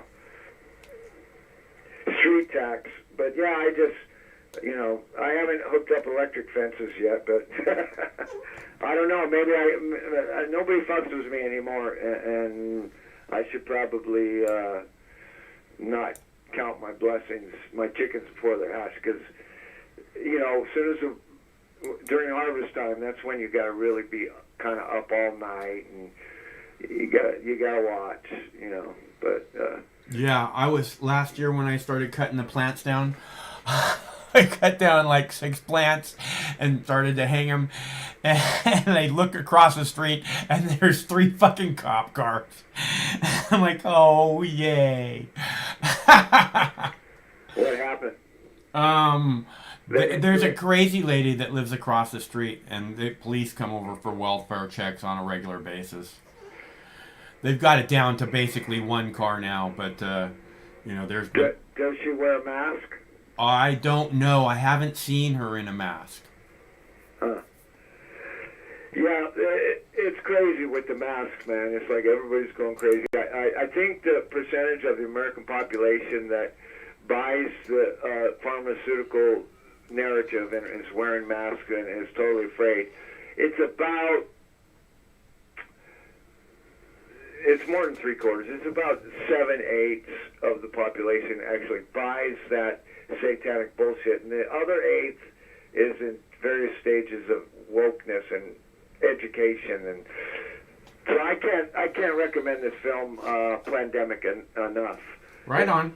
It's awesome, and it'll inspire people if they watch it, and it'll inform them. It's like, oh, your jaw's going to drop and your eyes will get real wide when you realize how big the scam is and how long it's been going on and how much money they're making off this shit. And it goes all the way back to Rockefeller. Like I said, Rockefeller took over he started the AMA, he took over the pharmaceutical corporations, and they killed marijuana at the same time. The rise of the pharmaceutical corporations and allopathic medicine and chemicals happened at the same time that they criminalized marijuana. Yeah. So, smoke more dope, people. All right, Mike, I'll talk to you later, brother. Okay, it's good to hear from you. Thanks for calling. Talk to you soon. Yeah, bye. And that's our buddy Michael from Southern California. And before he called, I was telling the previous caller, our gay trucker friend from North Carolina, I believe, North Carolina, it might have been South Carolina, Cyrus, I was telling him that I was going to play this video about transgender law that was kind of put on hold on by a judge today. So I'll play that for you now, because I thought that was interesting information. A federal judge blocked a Trump administration rule which would have ended healthcare discrimination protections against transgender Americans. U.S. District Court Judge Frederick Block neutralized the Federal Department of Health and Human Services rule Monday, hours before it was slated to take effect. Block said a recent Supreme Court ruling preventing transgender discrimination in the workplace has thrown the rule's legality into question.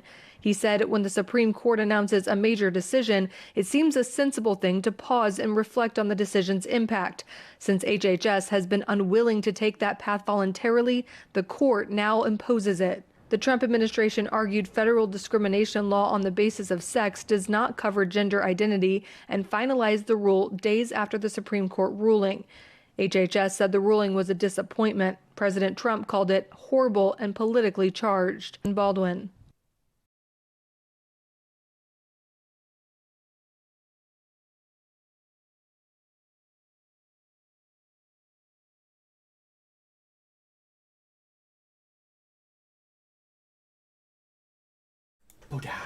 Okay, so it looks like a small group of people in Seattle. I think they're outside the police union, which I believe we've seen this group. Looks like the same group that we've watched marching through neighborhoods for the last month or so.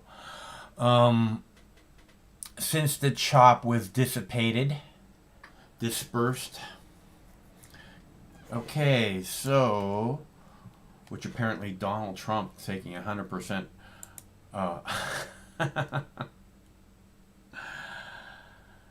Oh boy, what do we got here? All right, so I have a few more videos left for you guys. Let's see, I have one about Texas is saying that any city that attempts to defund the police, the Texas governor, I believe he signed an executive order today because all these fucking cunts in power are just power hungry to say, no, I'm the one who makes the rules. Let's see, and that's, again, this is the problem. We have to stop this bullshit with the rules. This is the land of the free. Fuck you and fuck your fucking rules, right?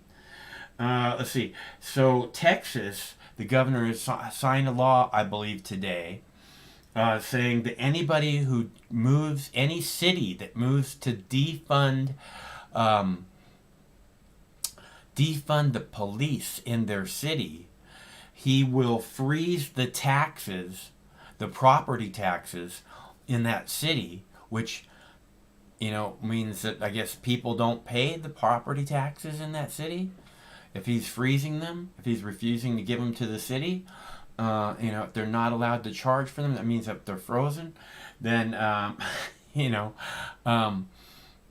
because he believes that if they're not going to do their job and keep the city safe, that the people who pay the taxes shouldn't have to pay those taxes and blah blah blah. So I thought that that's a very interesting standpoint, and I will bet you money that if the governor of Washington was to say the same thing about freezing the taxes, the property taxes in this state of the people in cities where they defund the police, I'll bet you every damn city would be trying to defund the police, because the property taxes in this state are freaking out of control, and that seems like a pretty good thing to me. So I thought you guys would want to hear about that. I will play it for you now.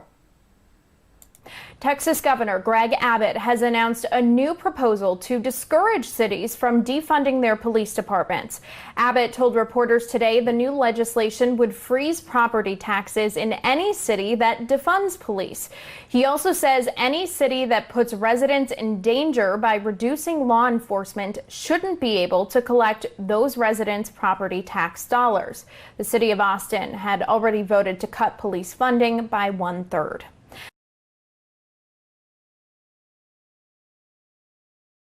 Okay, we have a new caller. What's your name? Kevin from Chicago. Hey, Kevin, it's good to hear from you, man. Kevin has a new theory. Is that correct, Kevin? New theory. What do you got?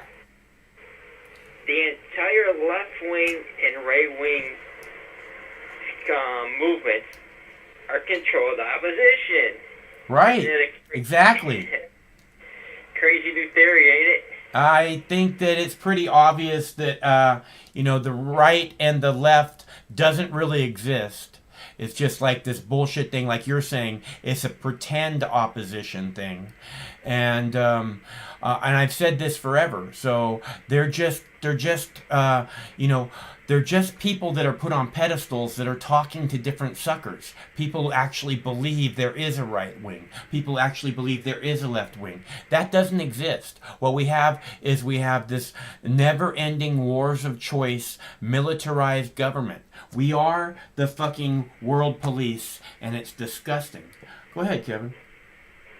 You're absolutely right. What I see, disappointed with these left-wingers who bought in, and they're buying in. They think Joe Biden and Kamala Harris, they're going to bring change for the progressive cause, and it's like they're completely brainwashed when it comes to this stuff, because their entire movement's based on identity and this white privilege stuff, and separating everybody into racial lines and religious lines and class lines. Like, come on, you can't be this dumb and brainwashed. No, I'm not talking about you. I'm just talking to people I see on Twitter. The resistance, you know the type. Complete far left social justice nerds, and But they're not the only ones that buy into it. The people that believe on the right buy into it just as much. You know what I see with the people on the right is they know they're like the QAnon people. That's who I think of. That's a small percentage of the people, though, right? Yeah, I wouldn't say that's like the mainstream right. That's more of a friend, but it's actually pretty popular. Like when it comes to that Pizzagate stuff and the pedophiles around the world. Yeah. Like that stuff. It's pretty popular on the right wing, the social media circuit. But that's their theory, is just they're all a bunch of pedophiles running the world, human trafficking, and they got a point, because you look at the Epstein stuff, that really plays in the factor. Because if you didn't follow the Epstein stuff and you just heard about it, or you didn't hear about it, it happened, you would think that was a conspiracy theory. You think, dude, you're nuts. They're blackmailing people with children as children sex slaves, videotaping them to blackmail them. You're a conspiracy nut. Put your tinfoil hat down, dude. That's what it is. And so I think with the right wing, that they're brainwashed on the Israel thing. When it comes to supporting Israel, you've got the religious and evangelical people, the pastor Haggies who they basically worship Israel. And on the left wing, you got the pretty much far left racists who think everybody should be separated into race, and all their theories are based on race, privilege, power, intersectionalism. Again, that's not what they believe, dude. The left and the right is an illusion. You know that both sides support Israel 110%.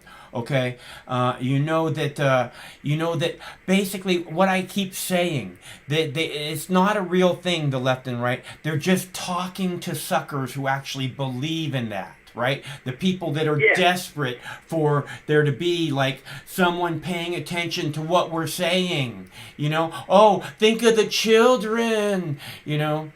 Exactly. No, I know that. I'm talking about the movements they control, the narratives they're able to create, and kind of brainwash people into these two sides of the same coins kind of thing. So when I was this DNC crap. It's just, they're total race pimps and race hustlers. It's like Kamala Harris was picked solely on her race. Like, she's some qualified... I don't think that's true. I think that they really like her resume also. They like her warhawk, Exactly.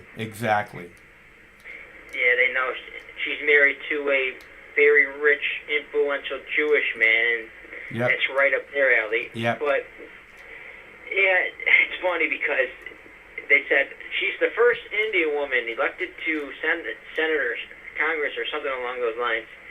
And then she says, oh, now she's the first African-American woman elected to this. It's like, it's just a joke. These people got...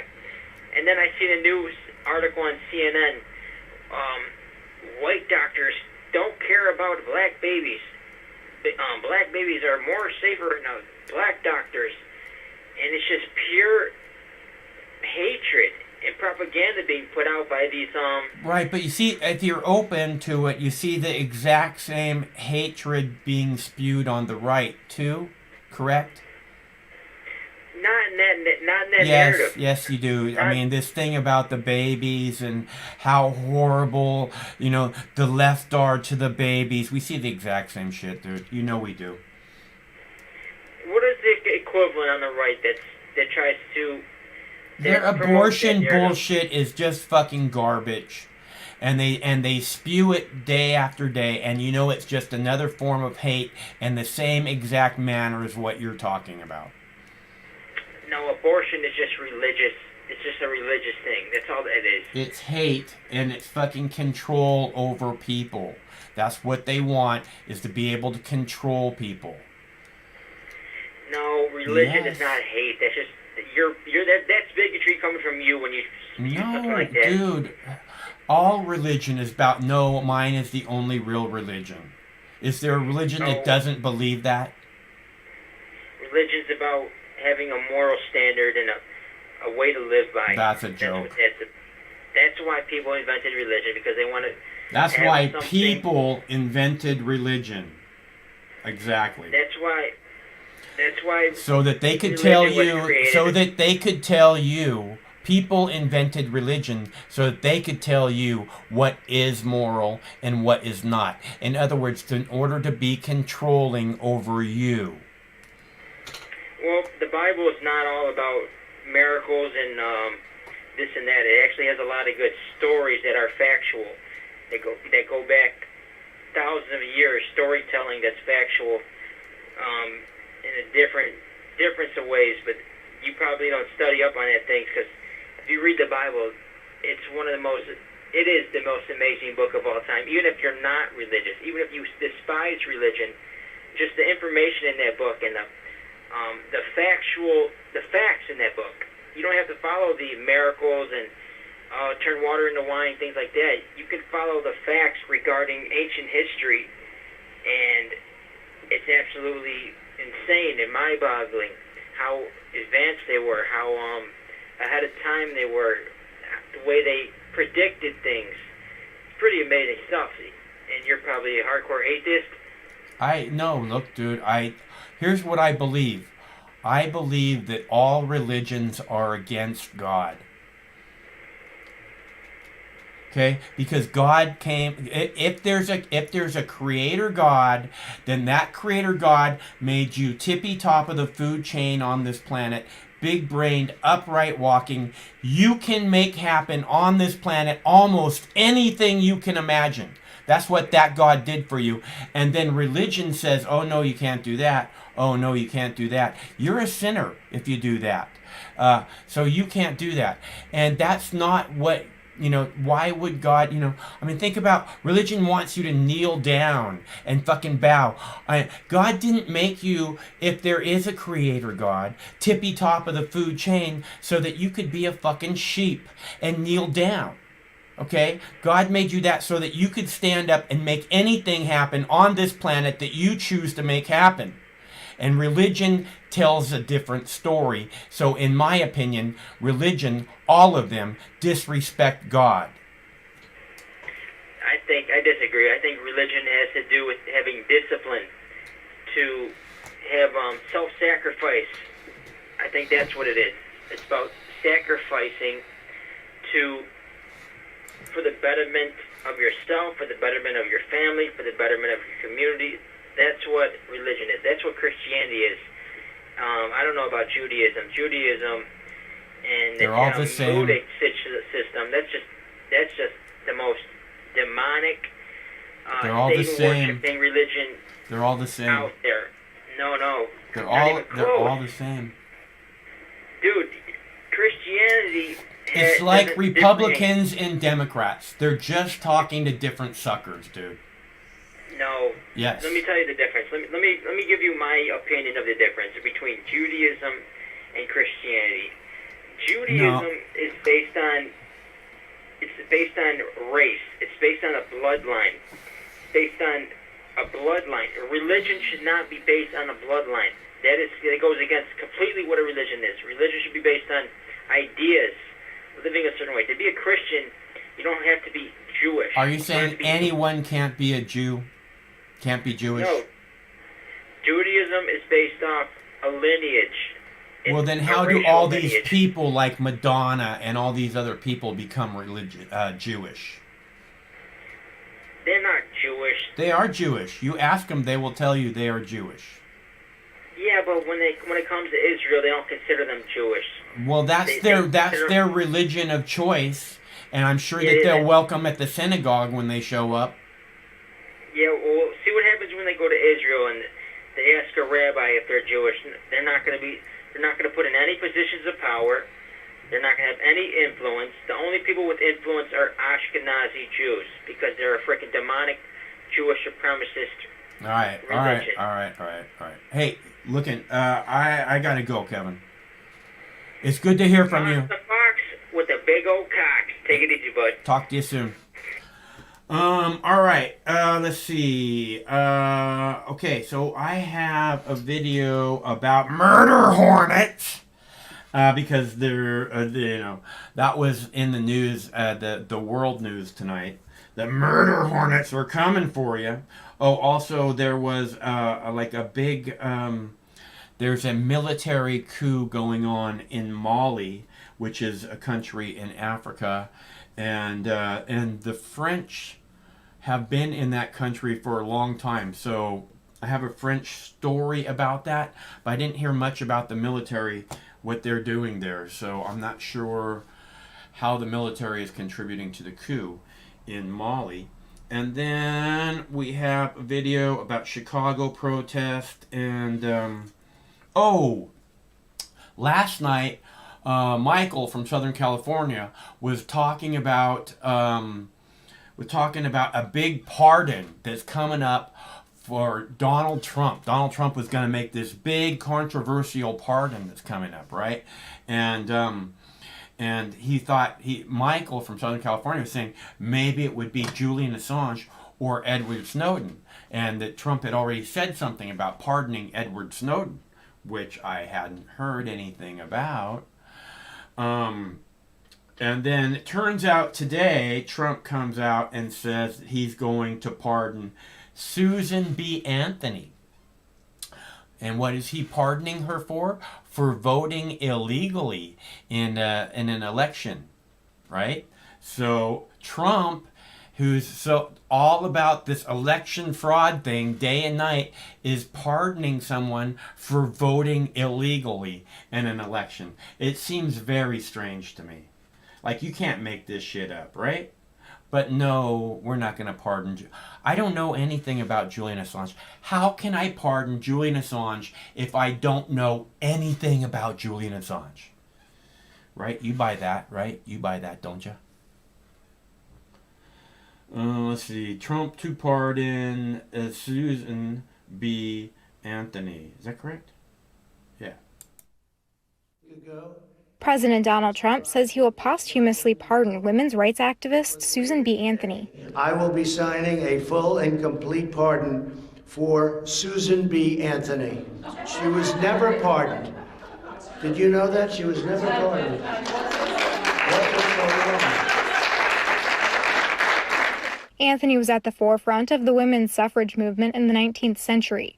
She was arrested and found guilty in 1872 for voting, violating the law that allowed only men to vote at the time. President Trump made the announcement before signing a proclamation commemorating the 100th anniversary of the ratification of the 19th Amendment. 3/4 of states need to ratify an amendment in order to get it added to the U.S. Constitution.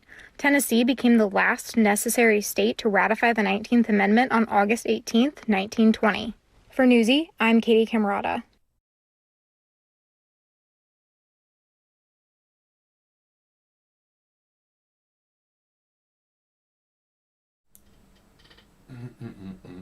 All right, so it seems like a lovely evening for a walkabout in Seattle. It was about 80 degrees today, probably about that outside right now. And they look like they're enjoying their walkabout. I don't know what happened to Portland. I thought we had Portland on the map here. Oh, they were lined up on the sidewalks, moms and kids and stuff. I remember. It was adorable. It was adorable. But I'm not sure what's going on there now. It looks a little bit on the quiet side. I think we'll watch some drone video. How about that? Go. 3, 2, 1. Boom. Last time I played this video, it crashed the OBS.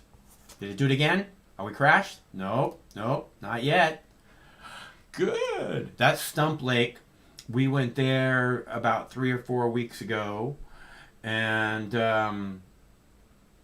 we took the dogs, and Craig took took his drone, and we and our friend Sam came with us, and he brought his drone, and we got all this cool video for background. And then last time I tried to play this drone video, it fucking crashed the OBS. That might have been Friday. So I'm glad to see it didn't do that tonight, because I really liked this video. It was a lovely weekend adventure. We stopped at another lake before we stopped at this one. But it was a little windy there to fly. And it wasn't as sunny as when we were at this lake. After we stopped at the first lake, we went and had lunch. And then the sun came out, and we went down to the Stump Lake and wandered around. And it was just lovely. So, again, if anybody wants to call, I'll keep an eye on the protesters. If they bring the otter back, I'll be sure to let you know. I think they shut the lights off on the otter. He probably needs nappy time. Hello, caller. Hey, Mark. How you doing tonight? I am doing good. Who is this? This is Tim. Hey, Tim. Thanks for calling. How are you? I'm okay. I'm all right. I've had a few laughs tonight.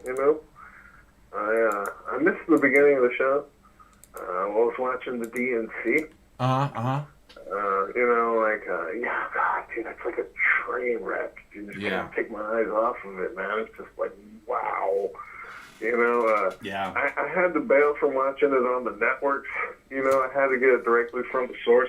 I went to the Joe Biden YouTube page with, like, I guess 25,000 other people.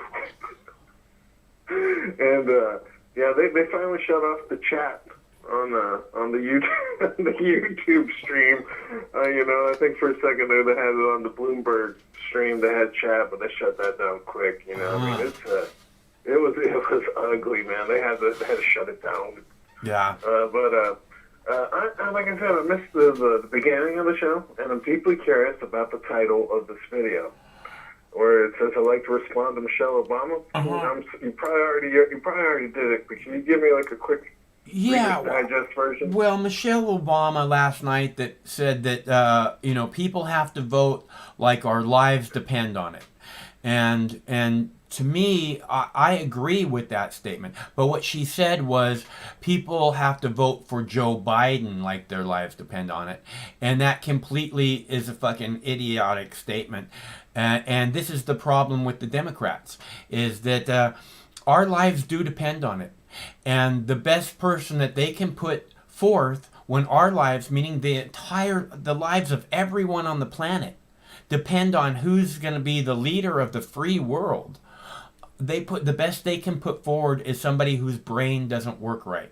And I also pointed out that Michelle Obama, I posted a video last week of Michelle Obama saying that she was depressed, and I think it's pretty easy. She said the reason she's depressed is she can't stand all the divisive rhetoric anymore, but to me, it's like, the reason she's depressed is because there is nothing but this status quo garbage. The reason that she's depressed is she has to make a speech about this guy and say that he's like the last hope of the world to save the world, and yet, she knows that's like the stupidest fucking thing anybody could ever say. Joe Biden has had his chance to save the world for the last 40 years and hasn't once acted like that's what he's supposed to be doing. Yeah, I watched their speech, I guess, live.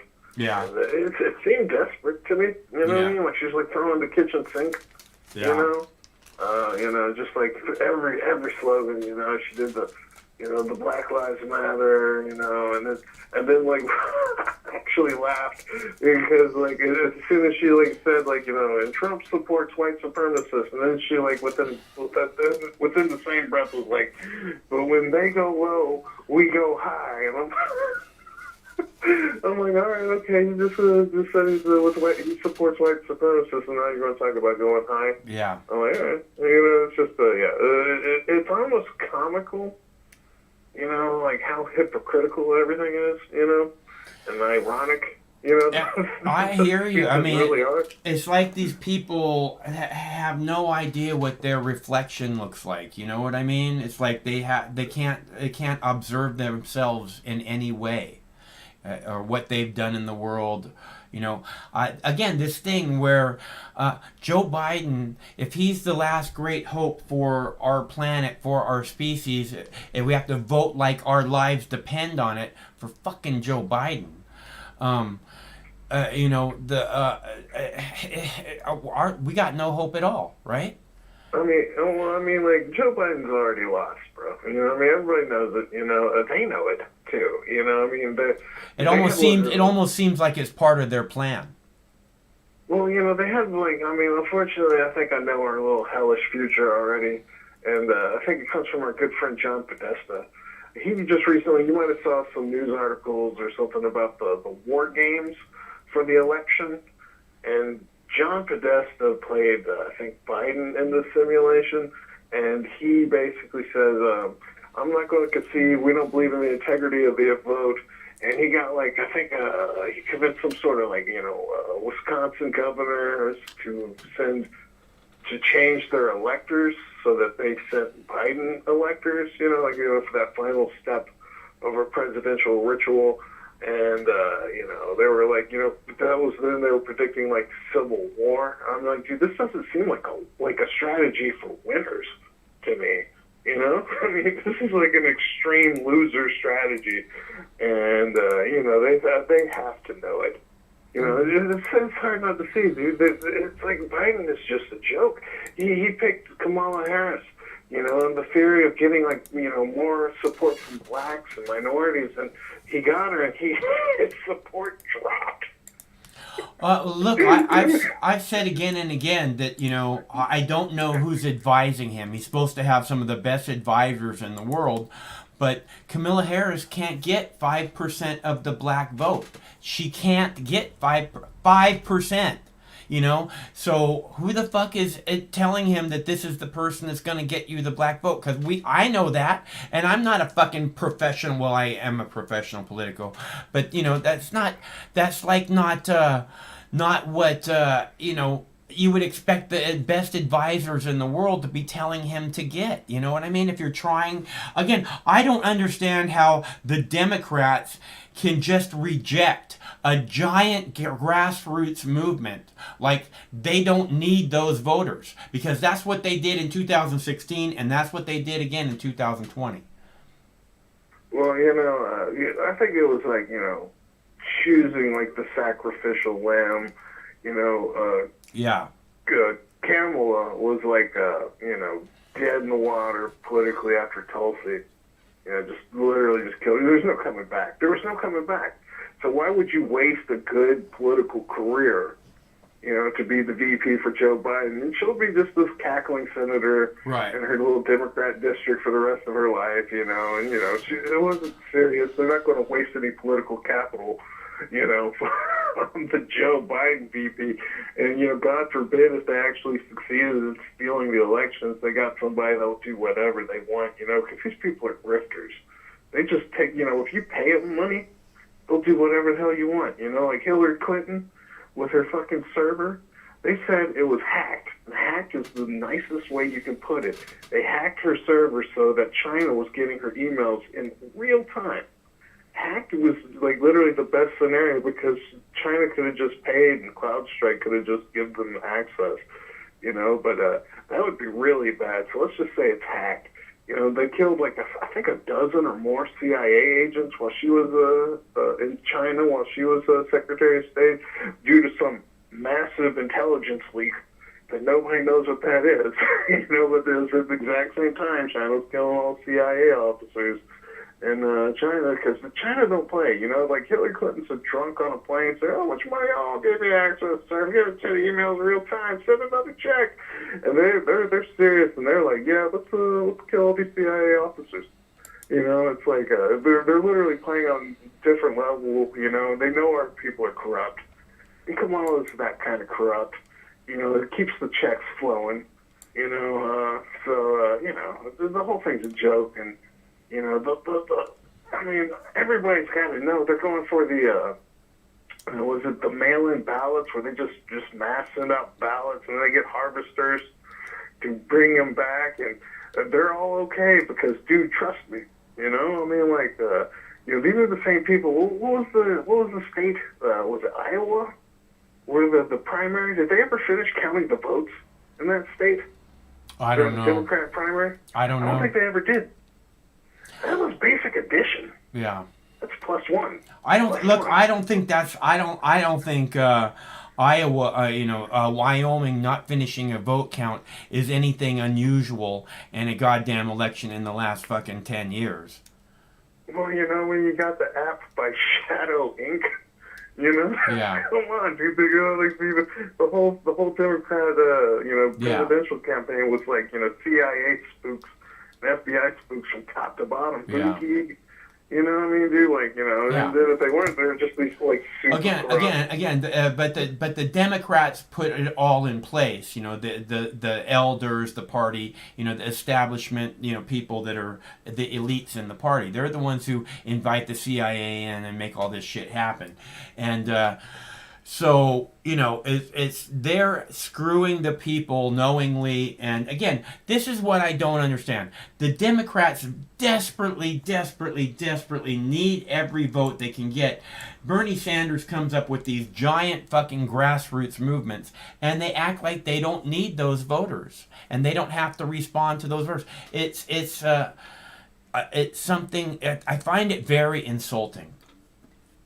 Well, Bernie was he is a known sellout. He's been a sellout for as long as I can remember. I remember sitting must have been 2015, 2016 during the elections when it was finally starting to see Donald Trump and Bernie starting to take leads, And I was having lunch with my friends and I was like, look, Donald Trump wasn't in the. Donald Trump wasn't.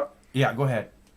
Yeah, I was and I was telling my coworkers at the time, I was like, I don't care if it's Donald Trump or Bernie Sanders. Yeah. But there's no way in hell I'm voting for a Clinton or a Bush. Yeah. And when I said that, it was and I say this knowing full well, Bernie always sells out at the end. Yeah. Always sells out. And, this is what he's been doing. He did in 2016. Yeah. And he did in 2020. I think people are finally, fool me once kind of thing, Right. Finally starting to figure it out, And I think that was actually kind of a net positive. I think, for Democrats, and I'm speaking of this as generically as the Democrat voters, I mean, this is the worst, the Democrat, field has ever been. And as a Democrat voter, you have a chance for a redemption arc. You can vote for the third party, the Green Party. Right. And a lot of people, you don't see people talk about this, and I know they changed the rules, but I think if they get, a third party gets 15% of the vote, maybe it's just 5, I can't even remember, they get funding, and then they have to be part of the debate. Now, they'll change the debate rules, but that's also a good thing, I mean, you'll lose out, you'll get shitted on, everybody will get mad, but sometimes the black pill is the right pill to take. So if people, black pills will red pill the normies. They see the third party mean everything, and do what if a third party did better than Joe Biden, right? I mean, how could you ignore that? And then you're not including them in the debate. This is serious change. But I don't think you can get that message out of there's no point in voting for Biden. There's no point in vote. Look at there. Third party. The message that I've been getting out long before the coronavirus ever started is that there's no reason anymore to vote for anyone with a R or a D next to their name. Unless you want things to just continue down the same road that it's been going for the last 20, 40 years, 50 years, 70 years, whatever, then vote for a Republican or Democrat. If you want change, then say no more Republicans, no more Democrats, ever. I will never vote for anyone with an R or a D next to their name. It is the only hope of changing the course of this current ship. Well, I mean, I believe in a more nuanced understanding of the person. A Rand Paul is great. No, he's not. And because it's bullshit, man. Come on, man. What do you got against Rand Paul, bro? Rand Paul could have stopped. He talked about the drone program. He did a whole fucking filibuster about how much how horrible the drone program is. And then instead of actually holding up the funding for the drone program, he went ahead and allowed the vote to happen. He could have stopped the drone program if he wanted to. So again, he's just a controlled opposition, just like Bernie Sanders. Again, and it doesn't matter. Look, here's the deal. In 2016, clearly Bernie Sanders was fucking stomping Hillary Clinton to death. It was the Democratic elite that jammed Hillary Clinton down the voters' throat. Okay, in 2012, Ron Paul won Iowa. The Iowa primary, for the presidential primary, the Republicans said, no, he didn't. First they said Mitt Romney won, and then they said, no, Rick Santorum won. And then months later, they finally told the truth, was Ron Paul won the first primary in the 2012 election, and they fucked him out of it. Okay, so my point being, even if there is a decent R or D in there somewhere, if you vote for them, the party itself will fuck you out of that vote. Okay, so if you vote for somebody who's anti-war, it ain't gonna happen. Okay, so stop voting for the R's and the D's, or we're fucked forever. So, what I was going to say here, real quick. I also have a story about Ron Paul. I was politically active on the internet and everything back in the Ron Paul days. I think it was, I saw a lot of anti-Ron Paul propaganda, particularly in 2012 when I think that's the kind of peak popularity. Yeah, they wouldn't. Fox News wouldn't let him participate in a presidential debate, primary debate during that campaign because they said he's not a real Republican. So anyway, so the propaganda I saw, the anti-Ron Paul propaganda I saw, was that Ron Paul generated a bill for war in the Gulf, like the Iraq War, right? And they were like, he wrote the bill, or he presented the bill for the war, and there's he's pro-war and everything, and he's like, but you forgot that Ron Paul did it because he wanted, if we're going to do it, he wanted people to vote on it and make it legal. Right. And they were using the fact that he actually brought the bill to the floor as, he's a warmonger. So Rand Paul, introduced a bill that made people honest and actually put their names on it. I'm not going to hate on it. Again, if it's this horrible thing where there's drone striking wedding parties and hospitals and funerals and killing a 16-year-old boy born in Colorado, that needs to stop at all costs. Okay? Was that the U.S. citizen? Yeah. The Colorado boy? Okay. Yeah. I just want to make sure we're talking about the right thing. Max, I forgot to ask, man. This will be real quick. Did you ever watch Batman v Superman? Watch what? No, I didn't watch that. Did you even watch Man of Steel? No, I'm not. I don't know. Is that like a newer Superman movie? Yeah, that was before Batman v Superman had the Henry Cavill Superman. It was actually the first, and I guess the B v Superman's the second movie. No, I haven't. I'm just. I'm like I said. I'm not drawn to the DC stuff at all. Okay, one of these days we'll talk spoilers.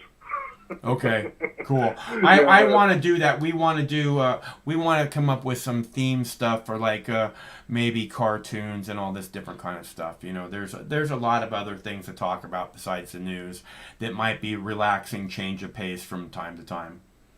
Kung fu movies in particular. Are there any good new ones? I don't know. Did I tell you about the Immortal Demon Slayer movie? I told. Yeah. I think you told me about that. Yeah, I really like that one. There's all kinds of. If you said you have the Amazon Prime, and they have hundreds and hundreds and hundreds of kung fu movies. You go type in. You go type in. I mean, there's lots of shit to search through. I'm using the in-laws account on that because I hate Jeff Bezos. Yeah, whatever. Even when I have it for free, I don't even want to watch it. Yeah. But every now and then I'll watch the Tick. Oh, I like the Tick. Yeah, I thought that was pretty good. Yeah, that was a really good reboot. I mean, I feel bad I didn't watch the second season on YouTube. I think they canceled it because that was a great reboot. Yeah, I thought that was really good. They also did Rocky and Bullwinkle. They have 2 seasons of that. Live action or cartoon? Cartoon. Really? New? Yeah. It's a couple of years old, but it's Amazon. I mean, they're the ones who produced it. I wish they'd come out with the fucking 3rd season. What's the holdup, guys? I mean, is it like classic good, new good, woke trash? What is it? It made me laugh. I've watched it multiple times. Oh, yeah. Okay, that's on Amazon? Yeah. I mean, I remember old Moose and Squirrel. Yeah, it's Moose and Squirrel and Natasha and Boris, it's all that stuff. Fearless Leader. The only thing that didn't really have that I was a little disappointed was it didn't have fractured fairy tales. Oh yeah. Oh yeah. Yeah, man. It's been ages since I watched those damn cartoons. Those are good cartoons, man. Yeah. Like, oh man. Speaking of like watching TV, one of the ideas that really like struck me while I was watching the day 2 of the DNC. I'm like, this has to be what it's like to watch TV in North Korea. You know, it has that weird, cheap, pure propaganda vibe, dude. It's like, I mean, but it's like, I imagine it's 24/7 or whenever they shut off the power in North Korea. Like, you know, but yeah, it's strangely bizarre. Oh, one of the best things, and I watched like the DNC on the regular channels yesterday, and I'm not going to do that again because they keep talking over it in the polls, and they cut away, and I didn't see the music video they had yesterday, and oh my God, it is one of the best things of the election. It's For What It's Worth. If you go to YouTube and you type in For What It's Worth DNC, it's a music video. Oh my God, it's like, oh man, it's so cringe. And I was smiling ear to ear. I showed it to my Republican friends. I showed it to my Democrat friends. They all loved it. It was so surreal. Did you see it? No. I'm really having a hard time. I mean, I was able to like respond to Michelle Obama and stuff, but I just having such a hard time with this shit. It's so insulting. Again, to think that the best choices America has to put forward for the most important job in the world is Donald Trump or Joe Biden. I mean, it just makes me want to vomit. You have no idea. Well, this will cheer you up if you watch For What It's Worth DNC. It's a break from the madness, and it's a step into the realm of absurdity. It's really funny, man. Right on. It's really funny. I can't believe it. And I showed my wife. She's a lefty, and she's like, "This isn't real. This isn't real. This is." I had to show her the title, where it says 2020 Democratic National Convention, and she just still couldn't believe it. I mean, it's that surreal. So it's my one video recommendation of the night. It's called For What It's Worth. Type in DNC after that. For What It's Worth DNC, and it'll pull up, and it is the goddamn funniest thing ever. I mean, you'll probably get flagged. It's got music. It's a music video, so you can't probably upload it. But man, that is the best thing so far out of the DNC. I mean, tonight they had like Bill Clinton, Hunter Biden, the black guy that fucking lied about WMDs in Iraq. I mean, it was an all-star show. But nothing tops that music video. Do you say Hunter Biden, huh? Hunter Biden, huh? Yeah, well, they had a clip of him. I think, it seems like everybody around Joe Biden dies. They had multiple, montages of the people that died. Joe Biden's the kind of guy that buries his kids, apparently. And his wife. Yeah, it was his wife and his daughter died, and they just talked about... And his son, his daughter, weird. And his son. Very Kennedy-esque, some would say he's feeding his dark master. Yeah, it's like, these people are nuts, I mean, as far as Joe Biden, dude, I think the best medicine for Joe Biden is laughter. So, yeah. I mean, I encourage everybody to make fun of him. And just have a good time. He isn't going to win. Don't worry about it. Just make jokes, and try and enjoy the time you have on this earth. Right on. All right. Good to hear from you, Tim. I'm out. I'll talk to you later. See ya. Okay, so let's see.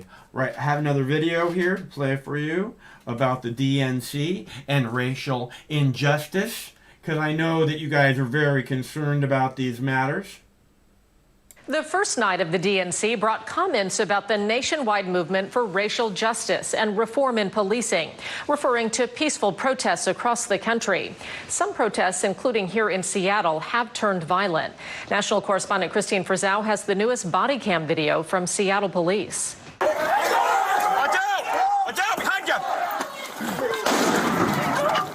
It's dramatic new body cam video from Sunday night's protest turned riot when Seattle police say several officers were struck by explosives and injured.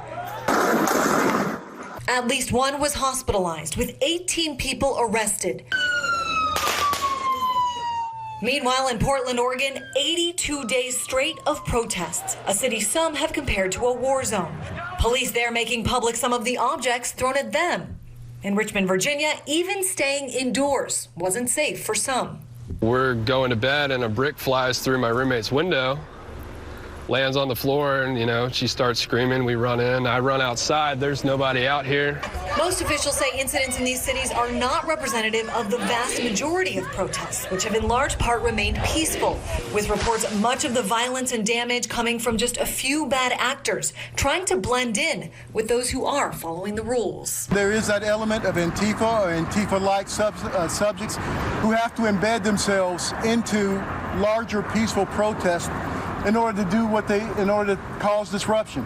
Now, most of these protesters say their mission is to bring about systemic change. And for a time here on Capitol Hill, it seemed those changes could be coming, with both Republicans and Democrats introducing police reform legislation.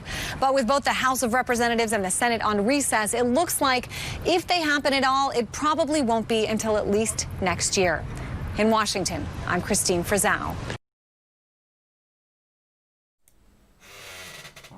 Let's see, what do we got here? In Seattle, we got a little walkabout going on. In Seattle, we got a little walkabout going on. In Portland, yes, we do.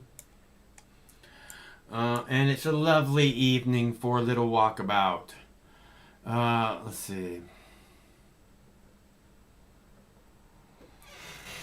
And so I hope that you all are having a lovely evening too.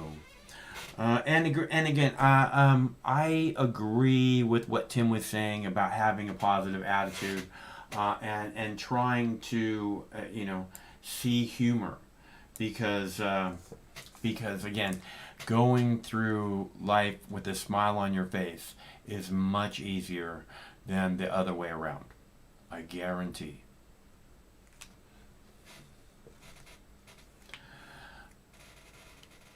Alright, so I have many more videos for you to play. Would you like to see a video about murder hornets?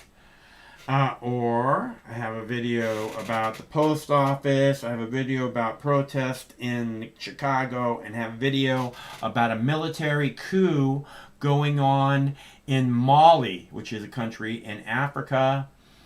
Apparently this afternoon the military filed into the street and arrested the president and a couple other high-ranking politicians and have seized control of the government, which the people seem to like. People seem to support. So, and it's a French report that I have, and the French have been in Mali for like a decade or more now.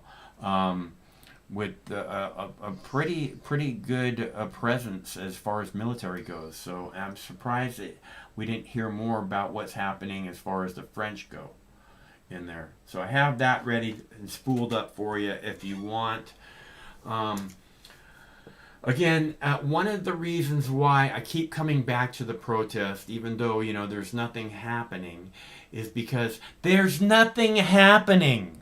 You people keep focusing on this, again, less than 1%. My guess is less than 1/10% of people that are doing violence. People that are breaking windows. People that are, doing graffiti. People that are doing whatever. You focus on that instead of, again, peaceful protesters walking through neighborhood after neighborhood, night after night, week after week, month after month. That's what we've watched here over and over. And yeah, they stand up to the police.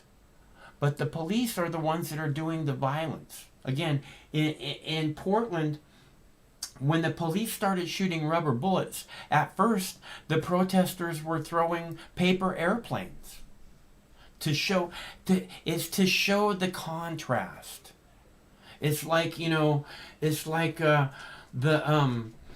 the Palestinians sending balloons over the border, balloons that you would think they're fucking snipers with their 50 caliber fucking sniper rifles could easily take out. I mean, you can take out a 747 with those fucking things. And they don't have no problem shooting protesters. I guarantee that. But it's like the Israelis responding to balloons with 500-pound bombs. That's what the police, again, it's showing the contrast. The protesters throwing paper airplanes and the police responding with rubber bullets. Hello, caller. Hey, Mark, this is Manny. Hey, Manny, what's happening, bro?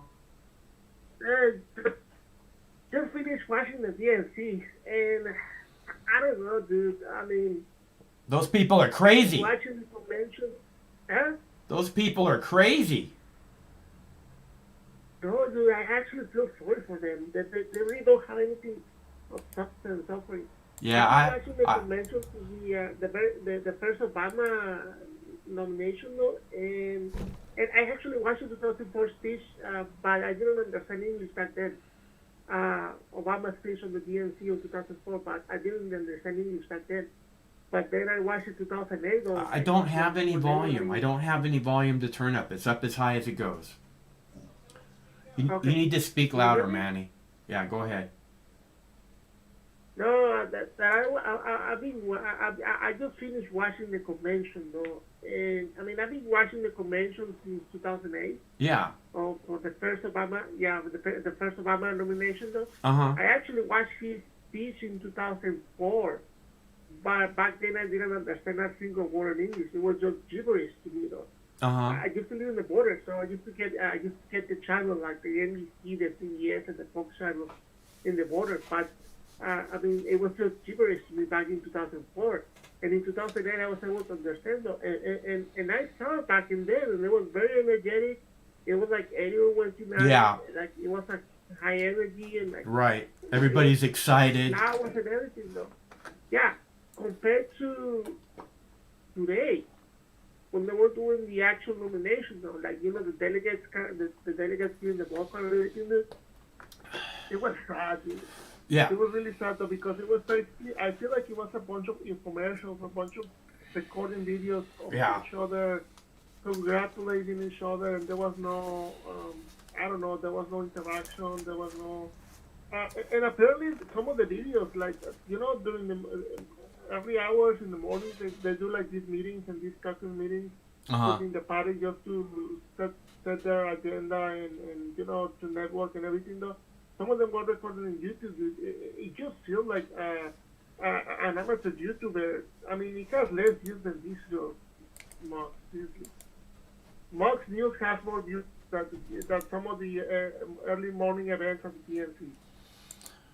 Well, I mean, there's almost 100 million views on this one channel, dude, so... Yeah.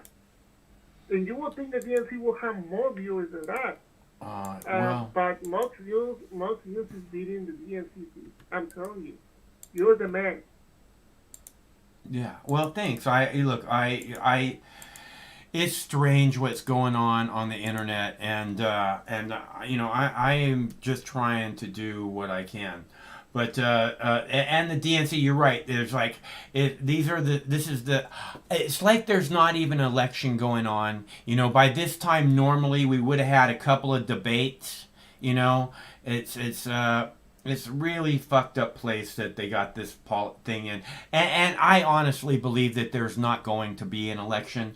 I played a video earlier about the New Zealand Prime Minister postponing the election there because... You know the difference between our nation and the Commonwealth nations, though? Usually in the Commonwealth nations, they can call an election and they can actually vote the next month. Yeah. And then in the United States, they have to plan years ahead in order to make an election, though. Yeah. And then on top of that, the United States has a very decentralized voting system, though. Yeah. Some places is up to the city, the state, or the county, depending. Remember the 2000 fiasco regarding the Camden shots? And how there was they were playing hot potato between the counties, the state, and the federal government when it comes to who was responsible to counting which ballot and who.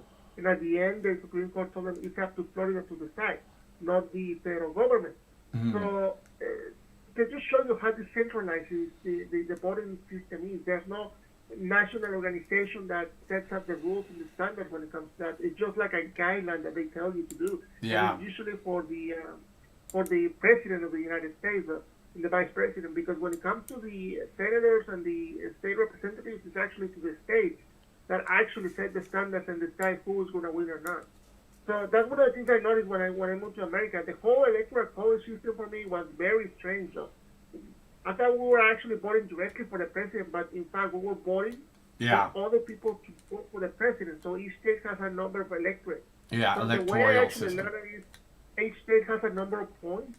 So some states will give like a winner-take-all point to that person, though. Right. And then it was confusing in 2016, though, when I was in Boise, because I was watching, in December, when they were actually voting for the electors.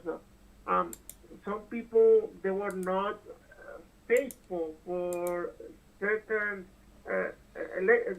candidates. Like there was a what they call a faithless elector, where they voted for Bernie Sanders and some Native American guy instead of voting for Hillary Clinton. Mm-hmm. But yeah, that was in 2016, though, like 4 years ago. It's just weird how the United States works.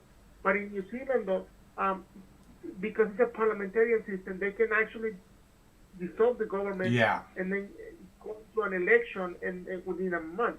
Right. And you've seen that in Canada, you've seen that in the United Kingdom, that suddenly the prime ministers or the queen dissolve the parliament and then they have an election within the month and then the new government. Israel's getting ready to have their 4th election this year. Yeah, that's what I'm saying, though. It's completely different over here in America compared to like the Commonwealth countries where they have a parliament.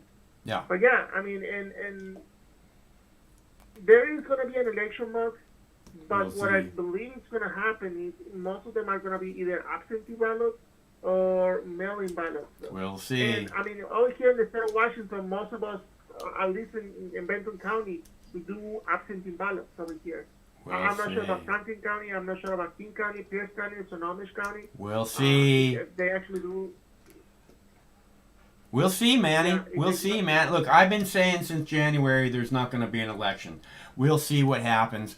A lot of times these things that I say that are kind of jokish come to be true. So we'll see what happens. Yeah, and then there's gonna be an election, though. But there's gonna be I hope so, because it would be horrible president if there wasn't one. Go ahead.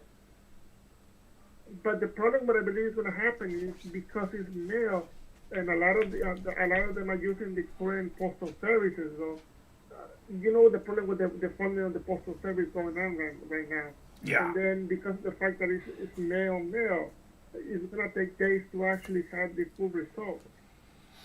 We cannot trust on the polls anymore. Ever since the 2016 election, though, nobody trusts the polls. I mean, remember? Well, there's no reason. There's no reason to trust the polls. The polls are bullshit. The polls are easily skewed. In fact, they are always pretty much skewed, because the people who run the polls, they get paid big money from people who want a certain outcome from that poll, and so the polls are always skewed, and they always get the outcome that the people that are paying for the poll want. So it's a big business, and it's not to be believed. And in 2016 election, absolutely every single one was incorrect.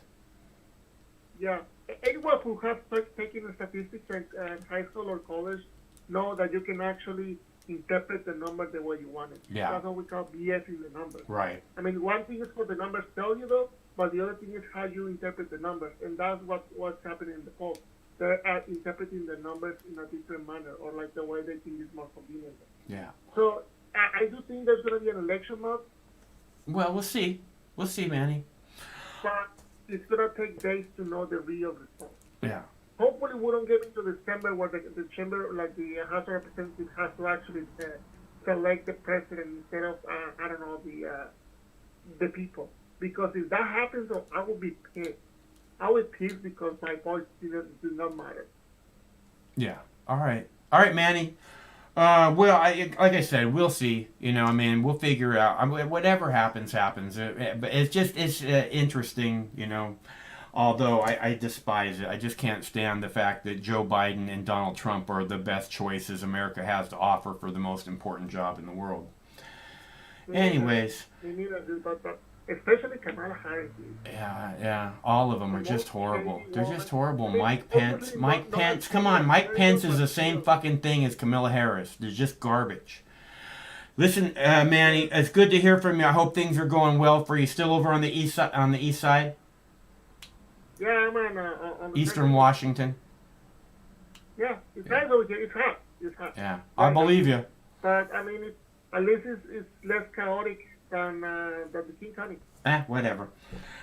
Some people like chaotic, Manny. All right, it's good to hear from you. I'll talk to you soon, okay? All right, man. Take it easy. Okay, I got a video coming up about the post office, too, so.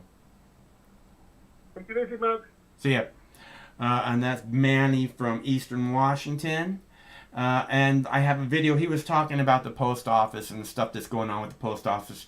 And numerous things happened dealing with the post office today. So I thought you guys might want to know about that. And I will play that video for you now. Democratic lawmakers across the country are showing up at their local post offices today. They're participating in a day of action as they and the Trump administration remain in a standoff over additional funding for the cash-strapped U.S. Postal Service. Never did I imagine when I went to Congress that I would be standing here today as a line of defense against a president who actively seeks to destroy. Michigan Congresswoman Brent Lawrence spent 30 years working for the U.S. Postal Service. Democrats and some Republicans have raised concerns about the newly appointed Postmaster General's cost-cutting measures. It's led to delays in mail deliveries, and critics say those changes could undercut the service's ability to handle the expected increase in mail-in ballots during the pandemic. But today, Postmaster General Louis DeJoy said the Postal Service is ready to handle any volume of election mail this fall. He also said some changes we've reported on predate his arrival at USPS. DeJoy said in a statement, "To avoid even the appearance of any impact on election mail, I am suspending these initiatives until after the election is concluded." He pledged that retail hours at post offices will not change. Mail processing equipment and collection boxes will remain where they are. No mail processing facilities will close, and overtime will continue to be approved as needed. He also said he's expanding the current leadership task force to include postal union leaders. DeJoy said the USPS will use standby resources if there's unforeseen demand. That'll all begin October 1st.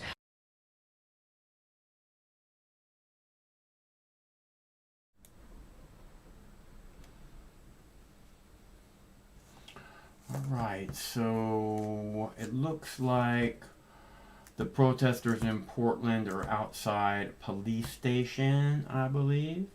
I'm not sure where they're at in Seattle. It might be a police station also. It looks somewhat fortified. So, those are good places to protest, in my opinion. Let's see, what else do we have here? I do have a couple videos left. I have a video about murder hornets, and I have a video about the Mali military coup and Chicago protest. And I also have a video about you're not eating enough cannabis. Sometimes life can be a little overwhelming. Sometimes the weight of the world can be too much to bear. Sometimes you need to stop worrying and take a deep breath. Sometimes you need cannabis. Introducing Brightside, high-quality cannabis delivered right to your door. Brightside offers an extensive menu of strains and products to meet your needs. Choose the experience you want, and we'll send you the dankest herb, the real sticky icky, some top-shelf marijuana. If you like what we send you, keep the whole jar. We'll even include some nugs for you to blaze. As part of Discovery, you'll get to try new strains and products. Side effects may include euphoria, increased appetite, uncontrollable giggles, elevated sensitivity to musical dopeness, and reduced anxiety. Tetrahydrocannabinol may also induce feelings of existential well-being and relentless optimism. With a Brightside subscription, you can get it once a month, once a week, or whenever you want, all at a price you'll like. And yes, this is a real company. Do you know who I am? You're the wizard. Ask your doctor if cannabis is right for you. It probably is. Keep it Brightside.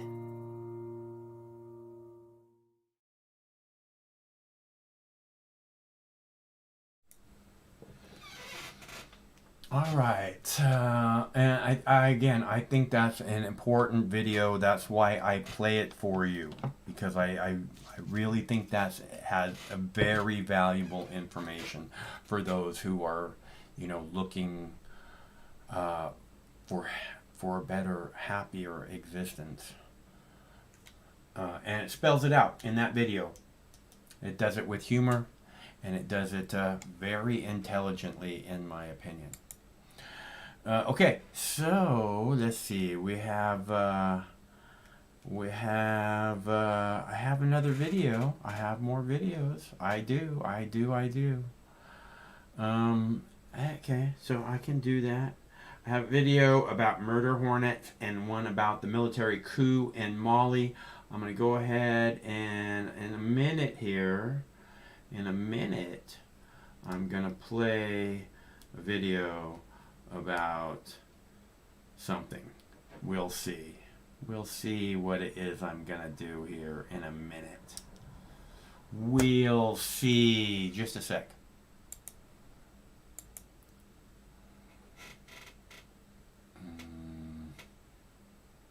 Okay, and if anybody wants to call, the number is 805-669-6397. Otherwise, I am going to go ahead and play my videos that I have prepared for you so that you know what's going on with the murder hornets. And also a military coup in Mali.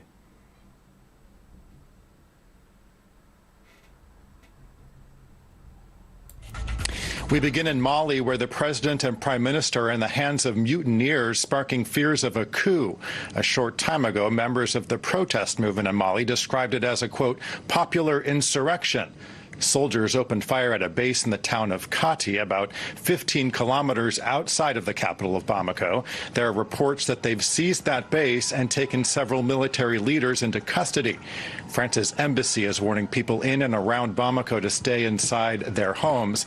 Let's get right to journalist Mohamed Salaha in the capital. Mohamed, I know a lot is still unclear, but what can you tell us about the atmosphere there and the situation right now? The situation is still confused in Bamako. We can see soldiers and civilians and the streets celebrating. So as you mentioned, the president and the prime minister are with the mutineers, according to our information. So also during the day, ECOWAS called on the military to return to their barracks and call on all parties in the Malian crisis to engage in dialogue. Also, the Justice Minister's house was ransacked and put on fire during the day. So the tension began in Kati, which is located around 15 kilometers from Bamako. Soldiers ransacked the their military camp, and they took out weapons and start shooting in the air. So until the morning, the security situation is confused in the town, and everything is not safe now to be on the streets in Bamako. Okay, journalist Mohamed Salaha reporting from Bamako. Thank you very much. Now, all of this comes after months of anti-government demonstrations against the rule of President Ibrahim Boubacar Keïta. Earlier, we got some context on the political situation from our chief foreign editor, Rob Parsons. The picture is very confusing. There are some reports from the magazine Jeune Afrique, Young Africa, for example, saying that the president is in a safe place. Others suggesting that troops loyal to the government have surrounded the rebels of the National Guard. But whatever the case, there is a context to this. More recently, we've seen huge demonstrations in the Malian capital, Bamako, against the government on a variety of different grounds, including economic mismanagement, charges of corruption, charges that the government is trying to nullify the results of elections in March and April, in which the ruling party did badly. The failure of the government to deal competently with the Islamist uprisings in the north, communal violence in the north, which sets pastoralists against nomadic tribes. The list is pretty long. But whether those are the reasons for the uprising by soldiers in Kati, we don't know at this stage. Some have suggested that this is a pay dispute, or at least based on a pay dispute. The soldiers certainly have good grounds for complaint. They have been at the hard end of the fighting with the Islamists in the north. They've suffered severe casualties. They're very poorly trained, very badly equipped, and have got plenty to complain about. So, that may be it. But where this goes from here at this stage is very difficult to say. We know, the French have condemned it, and France, remember, has a sizable force in Mali, in the region, about 5,000 men as part of Operation Barkhane. Many of them, though, in Mali. The United Nations has around 13,000 people there. So there is a lot of international concern about what happens in Mali. But we don't really know at this stage how this is going to develop. But what I can say, I think, is that the international community, France in particular, which has invested so much in trying to keep security in the country, is that this should be contained as swiftly as possible. If you go back to 2012, to the same military barracks where this rebellion has taken place today, this mutiny has taken place today, there was a mutiny then too, 2012, which led very quickly to the attack from the north of the country by Islamists, which almost reached Bamako and was only turned back by the intervention of French military forces.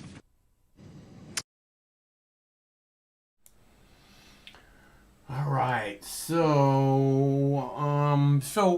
we've been trying to reach a goal of $10 in contributions every night here on the live streams, because I know it's a lofty goal and everything, but if we could hit $10 a night, we would be doing awesome. Believe it or not. So that's what we're shooting for. If anybody, so far we have reached $0.00 this evening. $0.00. So if anybody wants to help out with that, that'd be super nice of you. Otherwise, and regardless, I'm going to take a bong hit here. Feel free to join along with me.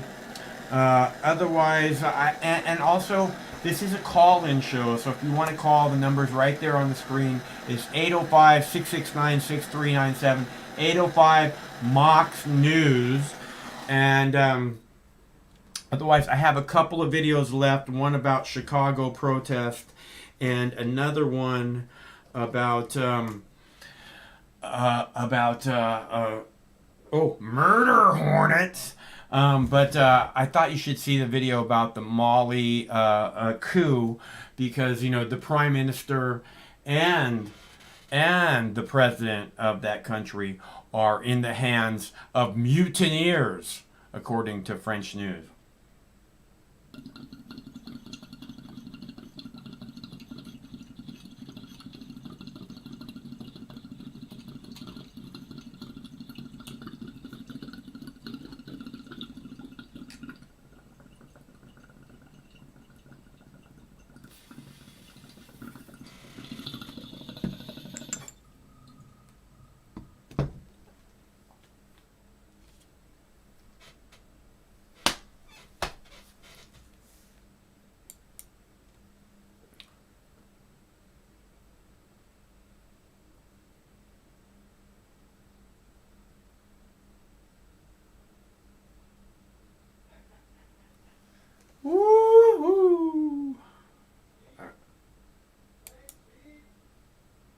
Yeah, thanks very much, Pete, for the lovely artwork. Very nice of you. That artwork is by our buddy Drunk Pete. It looks like there is a fire. Oh, we got a dumpster fire going on in Portland. So we'll watch that for a minute. That has a tendency to get the attention of the police. But you notice that the dumpsters moved into the center of the street. And blah, blah, blah. So Portland is shutting it down again. Owning the streets. Seattle looks like they're chilling outside. I believe that's a police station that they're hanging out outside the Seattle. But I believe they're also outside a police station in Portland. But it could be wrong. It might be, it looks more maybe residential. I don't know. The mayor's house condo is right downtown. Sometimes they hang out outside of that. Looks a little bit like that too. But so that's where we're at on what's going on the screen. I just want you guys to know.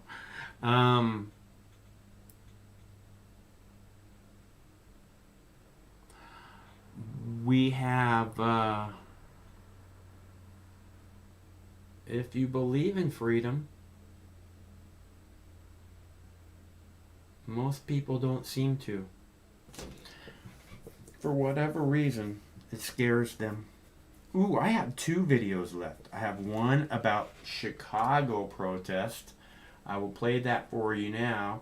And then one more about murder hornets. And then I'll play that one for you. If nobody's going to call, you know. Chicago's police superintendent says he stands by the actions of Chicago police officers during weekend protests against police brutality and racial injustice. He says officers acted professionally in the face of a crowd they say was trying to provoke violence. It was not until later this afternoon, during a separate protest downtown, where multiple agitators hijacked this peaceful protest. This group deployed large black umbrellas, changed their appearance, and began pushing our officers and eventually assaulting them. To protect the peaceful protesters as well as their fellow officers, our officers responded proportionately to get the situation under control.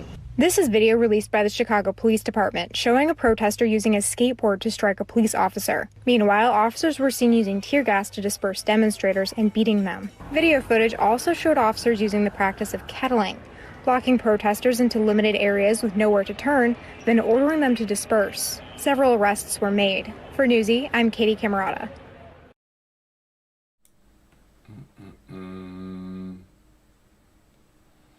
All right. Got a little bonfire going there in Portland. Pretty. Nothing like a nice bonfire on a lovely summer's evening. I guess. In the right place.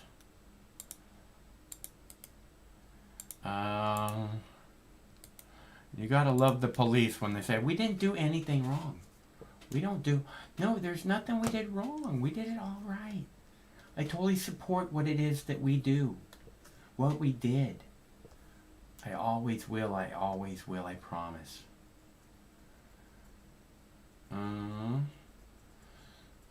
Yeah, they're just going to let that burn out. So, let's see. We have a fucking tiger.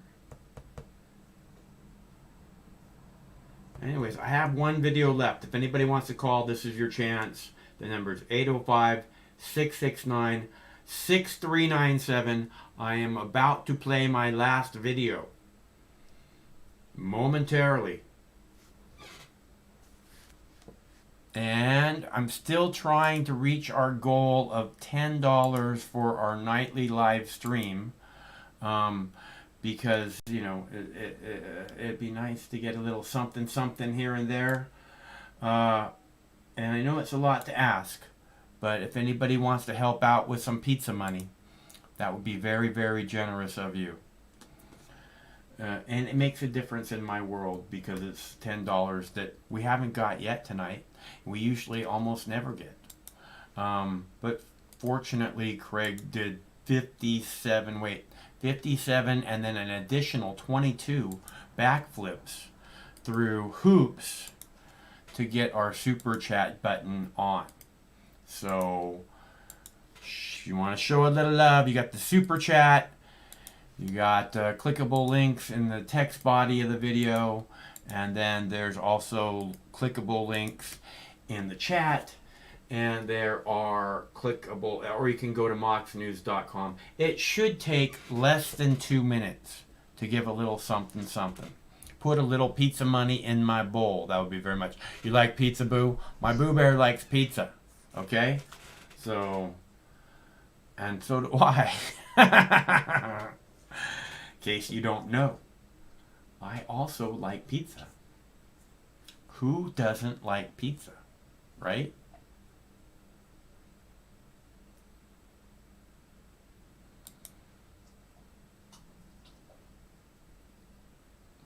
Burn, bitch, burn.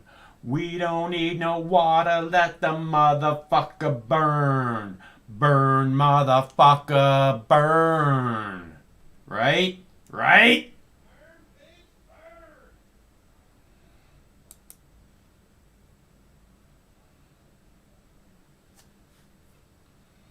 Let's see. I get some water. I need a drink of water. I'm gonna have a drink of water.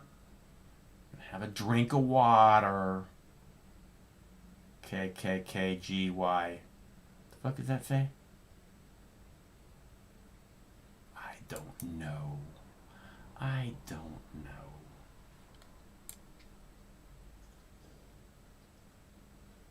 There we go. I know what that says. Burn, motherfucker, burn. Ooh, look at the beautiful baby. There's a beautiful baby. Hi, beautiful baby.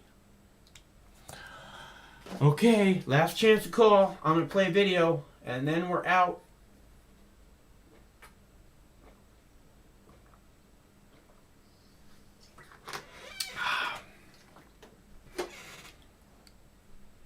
Or not. We'll see. I'm not sure. I'm just trying to get people to participate. Okay, so don't forget. Is that 2 beautiful babies?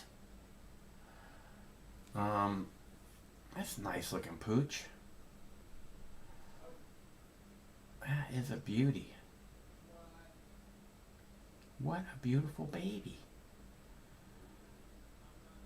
There's another beautiful baby. All right, so again, the protesters in Seattle, the protesters in Portland.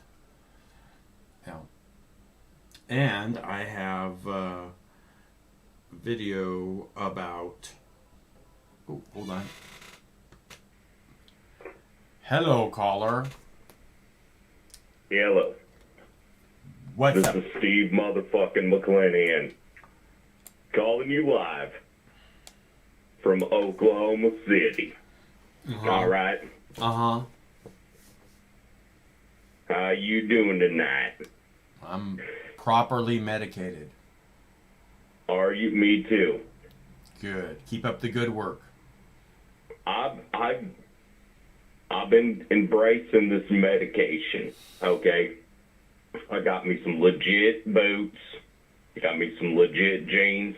I got me a belt buckle and a goddamn belt to fit the belt buckle right on my fucking front of my fucking front ass, motherfucker. You know, they call shit like that down here, front ass and stuff. You want to see my front ass? Here it is, woman. God damn. And I tell you what, this medication that I've been on has been epic. It's been extremely good. Right on. But I'm just calling because I was thinking, you know, how are you doing tonight? I'm good. You doing pretty good? Good. How good are you doing?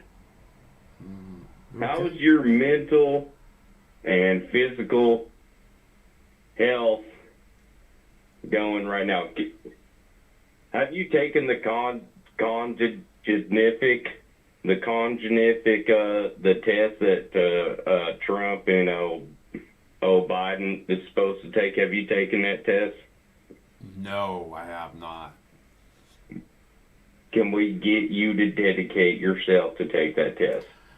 I think I do that You think every you night. pass I it? think I take that test every night, live on the air, taking calls from whoever knows and responding to those callers. This sounds like Joe Biden response. Oh, right here. really? Because if you want to see Yeah. Joe Biden or Donald Trump take I just live wanna calls, see you take the take test. live calls and Is it a respond rhino night or after is it a night. lion? Whatever. Huh? You heard me. I think you should take it live. Yeah, I've I taken think you it should stop 4 telling times. me what I to can't fucking do. pass the test. I don't know what the fuck is wrong with me. I really don't. I think it's the meds. I don't fucking know. Shit's hard. The shit is fucking hard. The test is hard as fuck. I'm serious. I understand why Joe don't want to fucking take it. The goddamn test is harder than shit. It is harder than fuck. No joke. I'm telling you. Got like 14 questions of complete hardness of questions asked out there in the world. Like, does the sun revolve around the earth? Uh-huh. And I'm like, I have no fucking idea. And I literally, it was one of the hardest tests I ever fucking took in my goddamn entire life. I'm telling you. As a journalist, as a broadcaster, trying to keep a positive attitude, these people out there trying to keep a positive attitude, what if you had to take medication like this and then you had to have a voice like this, okay? What if this was your goddamn life? What is it? Huh? And you take that test over and over again. And Joe Biden, he won't even take the fucking test. And I know why now. I just know. Joe Biden, I know why you don't want to take the test. Fuck, test is harder than fuck. So I was thinking, Michael, you know what? Prove all the naysayers and say-sayers and all this shit. You know what? You need to get out there and you need to take the test. Everybody needs to take the test. Okay? It's a task. It's a test. Do you think that you could pass the test? Okay. Thanks for calling. Do you think that you could pass the test? Uh-huh. Thanks for calling. Nice to hear from you. Where are you going? I'm gonna go get some food. Have a nice Don't evening. you want to fucking know about all... Okay, so we have just a couple minutes left here. You see that outfit? Wow. I don't know what that was going on there, but that looked very interesting. Let's see. Portland's a very interesting place. We have just a few minutes left here, and there is another beautiful baby. Look at all the beautiful babies in downtown Seattle. They're everywhere.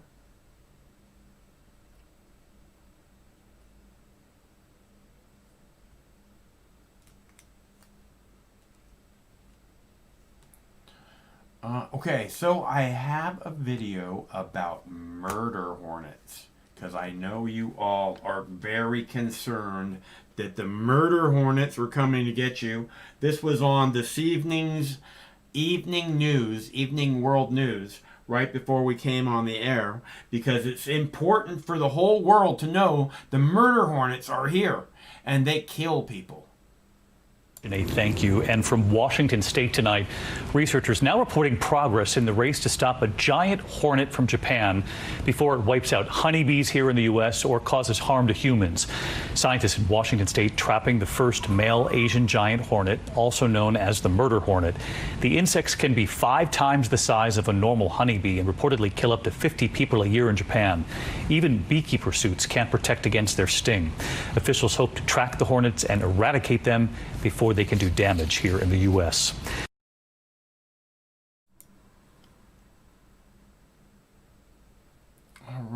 So let's see. This has Portland and Seattle still here. So I guess since nobody's calling, and this is a call-in show, and I have played my nightly videos for you, they're done.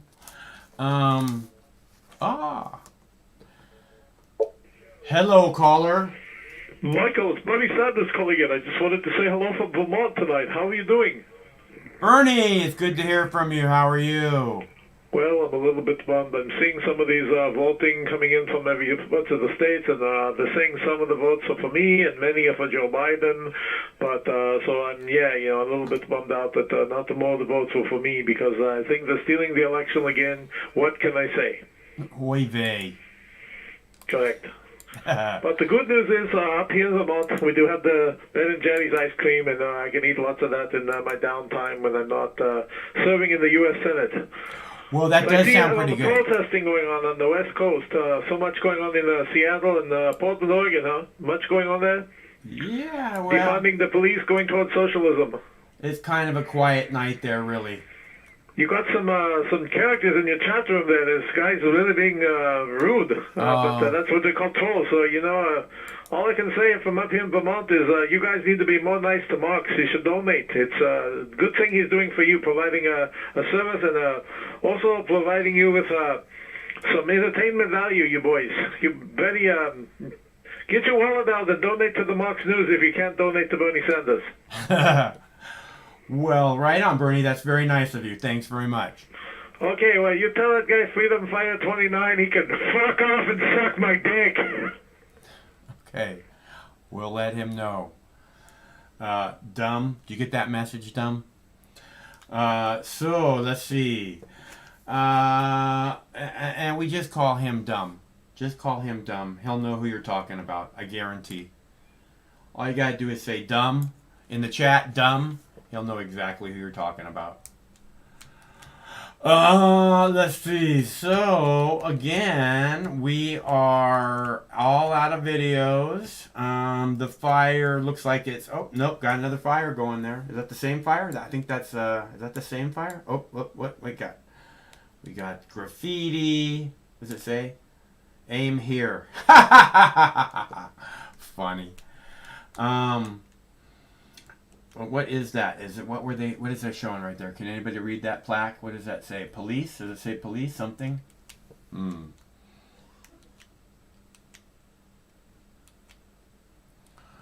All right. Let's see. So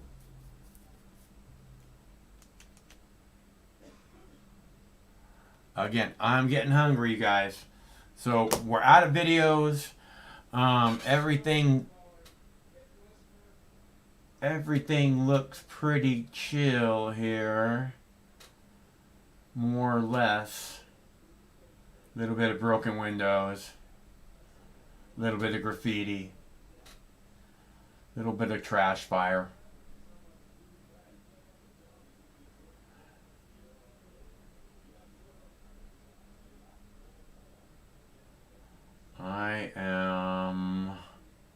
I'm ready for something to eat. So, we do this every Monday through Friday at 7 p.m. Pacific time, which means we'll be back tomorrow. Same Mox time, same Mox channel. And I hope we see you there. Be sure and subscribe and hit the notification bell. That way you won't miss out on anything good coming out of the Mox News that you might enjoy. Otherwise, again, back tomorrow. Same Mox time, same Mox channel. Till then, stay cool, because one of these days, this war is gonna end. Stay cool till then. You got it, buddy! Good job, Boo Bear! Propeller tail. It's a propeller tail. He doesn't usually do that. Oh, now it's all wet. Good job, Bubba. You got it, buddy. What a good Boo Bear. What a good Boo Bear. You're my beautiful baby, Bubba Bear. You're my beautiful baby. You gonna bring it all the way up? You gonna bring it all the way up here? Come on, all the way. All the way. What a good boy. What a good Boo Bear.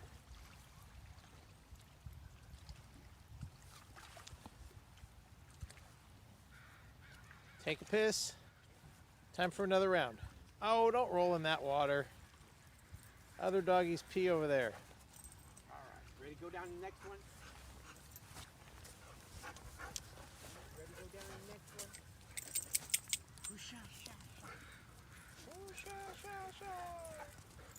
Ooh-sha, sha, sha.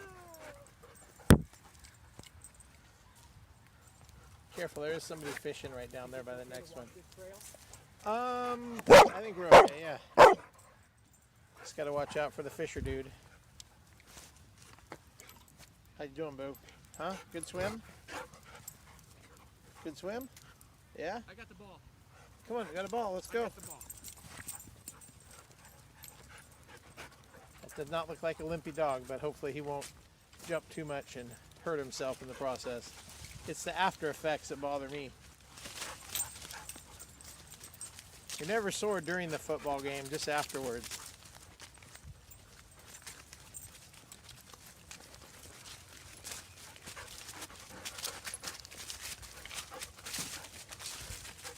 There's a wire over there. See the wire netting right there? Right at the base of the tree right there. The wire netting, you can't see it? I can't, no. Is it out in the water? Oh yeah, maybe they're trying to protect something from going in that hole. Like animals or something. Girl, where are you going?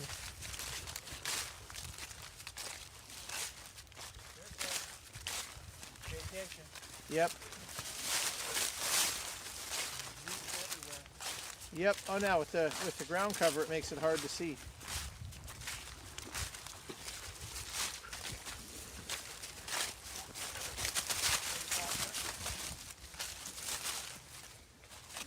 Sure. Ready? No, you guys, I got video. Ready, go, go?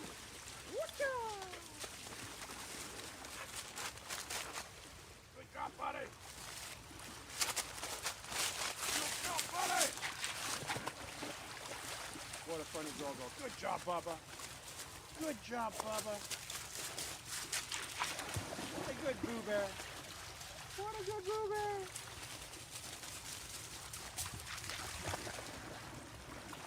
Come on, Bubba, all the way up here. Come on, all the way up here. Come on, all the way up, all the way up, all the way up.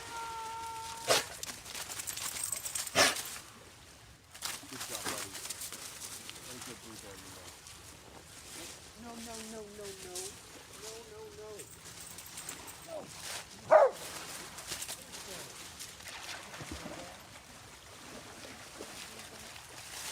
Come on, girl, let's go.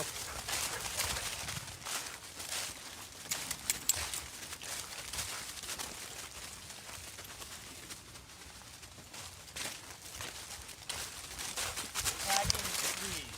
How low you gotta go to tag fucking trees? I mean, That's the ultimate in douchebaggery right there. I'm so cool, I'm gonna tag a tree. Idiots. Idiots, idiots, idiots. Don't you know that's nature, man?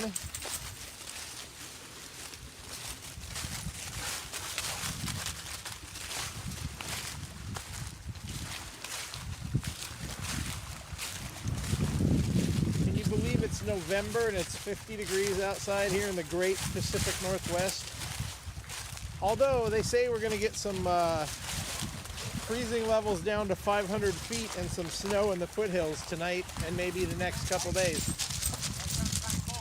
Yeah, we might get later in the week, we're going to see the high of 39, it said.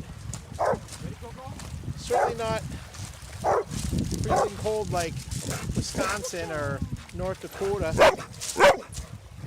right? There's your brother. Buddy. Go get your brother. Good job, buddy. Come on, bring it up. Come on, bring it up.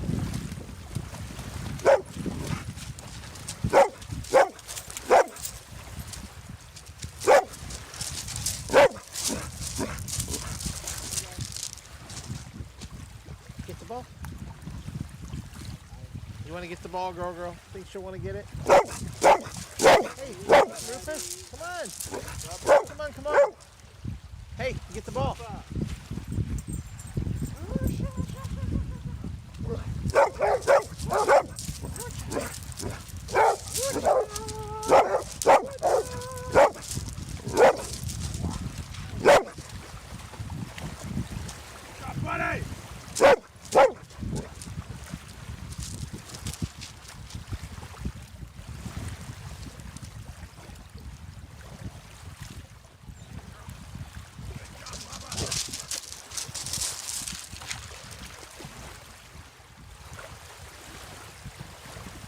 There you go, Rufus.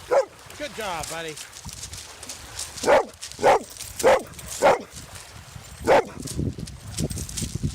roll in the gravel.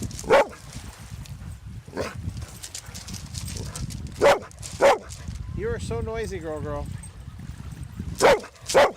I'll see if I can get her to get it. He's got to get his attention off of it for a minute. Go, Bear. What a funny dog. I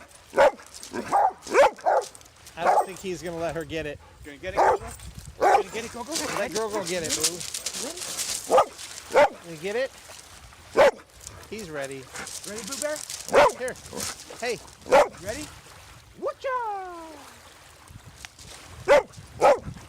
Got it, buddy. Too noisy, girl. Good job, Bubba. Good job, Bubba. Gotta be a center of attention all the time.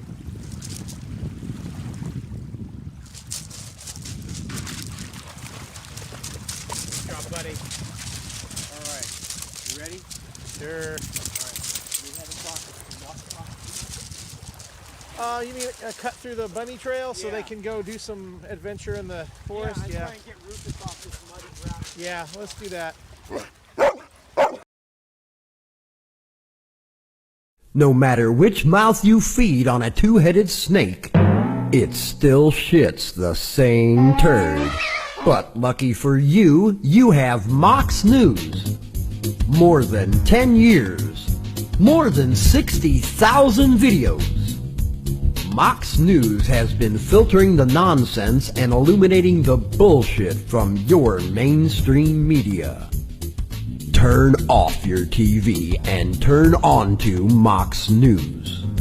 For over a decade, documenting the socio-political events that have etched and carved the pathways that define today's modern mess, Mox News has been providing clarity while faithfully bringing you today's relevant stories 100% commercial-free and subscription-free. And just like Lady Liberty vows to remain free. But at this time, we're asking you for your help, your patronage, and your support to keep the lights on and the videos rolling.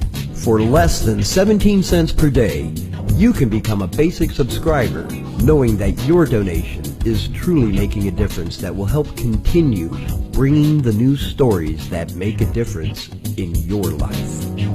Turn on, tune in, and drop a couple dimes today by clicking the link below or visiting moxnews.com and show your support at any level. From a single one-time donation or dedicated monthly subscriber, do it now in less than 2 minutes. All donations are safe, securely processed, and verified using PayPal, Visa, MasterCard, American Express, or Discover Card. As always, we're sure you'll find something of interest each and every day. This holiday season, give the gift of Mox. moxnews.com.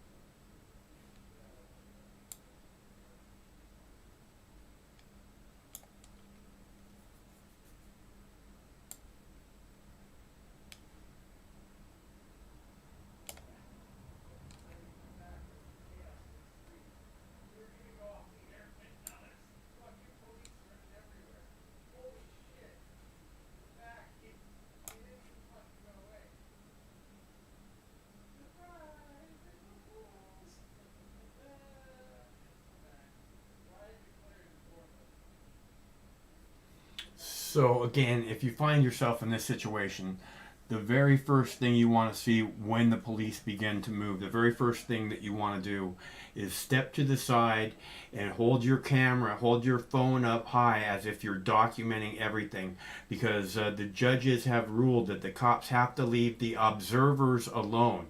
They're not allowed to arrest them. They're not allowed to brutalize them. So it's like a kind of an added layer of protection. It doesn't protect you from tear gas. It might protect you a little bit from pepper spray.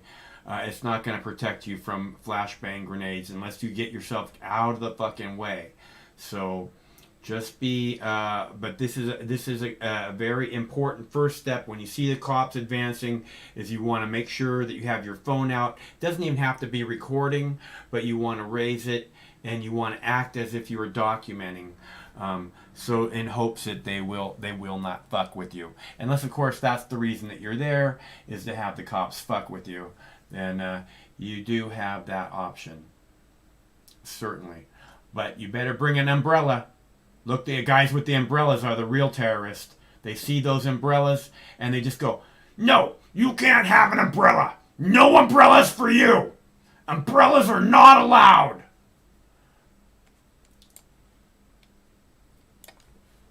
So,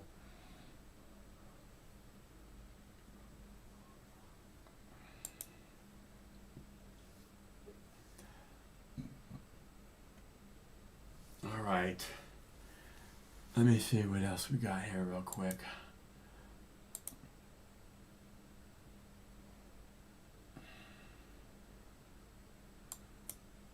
Okay, they're dragging somebody there. See that? They look like they were dragging somebody right there. Dragging a couple people, huh? They got them hot-tied. What do they got going on there? What the fuck are they carrying that's so heavy?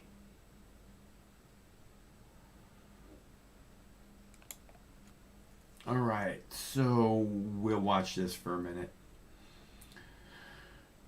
Because the cops are all aggro. And it's kind of psychedelic if you've eaten enough marijuana today. All the blue and red flashing lights. Not that that's what you're looking for on your lovely marijuana trip. But, you know, they're okay, there we got the vans with the sideboards on them to ride, so they can ride around and rush up onto protesters and jump out and pepper spray them and whatever. Or they can get away quick in their little ride too. I can't tell if they're going after protesters or if they're driving away from protesters there. It looks like they made their point. They cleared out the space they wanted to clear out and made a couple of arrests. Show everybody who's in charge. Which is a big part of the problem, man. They want to continue to act like they're in charge in Portland. Ha ha, that's hilarious. Alright, so anyways, I wanted to come back to that real quick. Make sure you guys saw it. We got it documented there. Again, Mox News survives solely on contributions from good people like you, and we got nothing in the way. We're trying to get $10 per live stream. I know it's a lofty goal, but you still have the opportunity to help make that happen this morning or this evening when we got $0 and 0 cents in donations. So if you want, it's easy to do. There's clickable links in the text body of the video, or they're in the chat, or you can smash the fucking super chat button. I don't see the fire.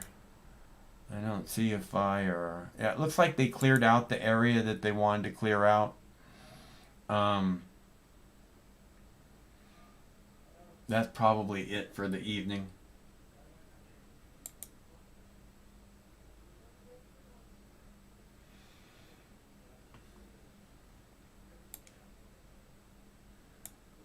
Are the protesters moving back in? I mean, you know, these guys in Portland are ready to, you know, stand up and go to battle with the cops. Like I said, even if they only have paper airplanes, they're ready to do it. But they're a little more well equipped at this point in this war. And I'm quite certain that that's the way many of the protesters view it there on the ground in Portland. There can be no doubt. I'm quite certain that's the way the police view it, right? The police seem to believe that that's what the problem is, and we have to be at war with these protesters. Although the facts are they're supposed to be there protecting them. They're supposed to protect their rights.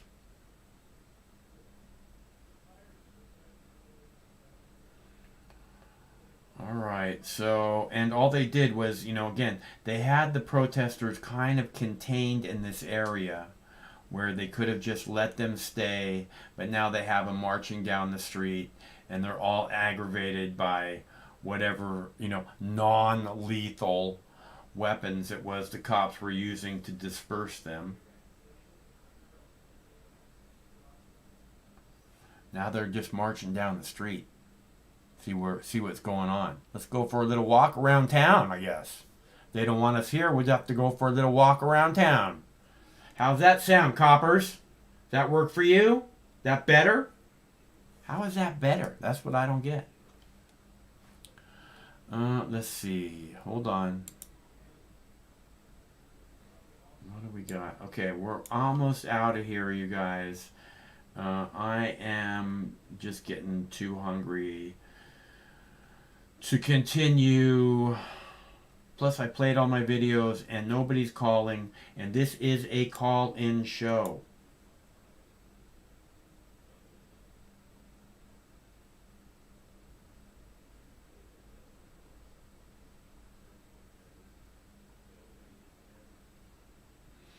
Looks like a nice little crowd they got going on there in Portland, I would say. Looks like they're remembering Summer Taylor, who died on the freeway in Seattle during a protest. And it looks like quite a few people there in Portland. And again, this is what's going to happen is, you know, as long as the cops continue to challenge these people, they're just going to come out more and more all the time, right? If the cops would just stop challenging them, my guess is that this would peter out. But you give them a reason, you give them a force to stand up against, you give them something to react to again and again and again, and of course they're going to react. So I'm not sure where the cops are on this van. Man, that's a lot of cops on that van, huh? They really load that thing up. You would think that they're kind of chasing this crowd, like you know, stalking it like a block over or whatever, keeping an eye on it. Oh, there they are, right there. They look like they're marching down. No, I don't know where that was.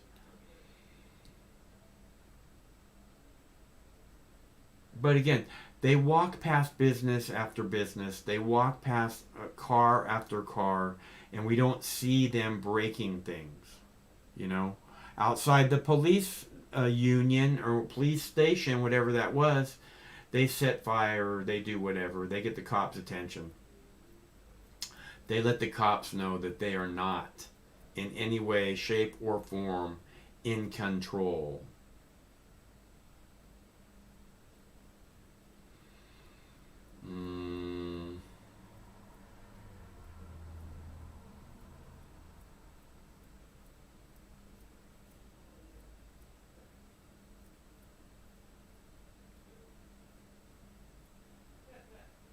All right.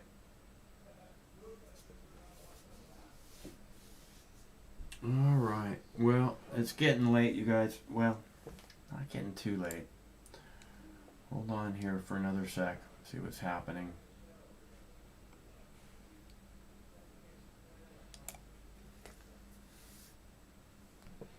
Good, that dumpster's out in the street. Did they just push it out in the street? It looked like it was a little close to that building to me. I would have pushed it out in the street if I was there.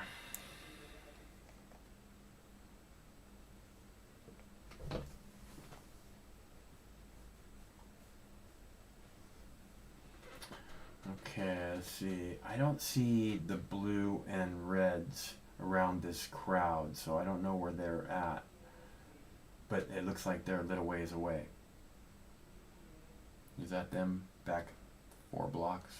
Hard to say. Might be. Oh, that's the police right there. Okay, that's the police line right there marching behind the protesters, it looks like, right? Yeah, they're looking a little aggro. It looks like they're moving fairly quickly. We'll watch this for another second here.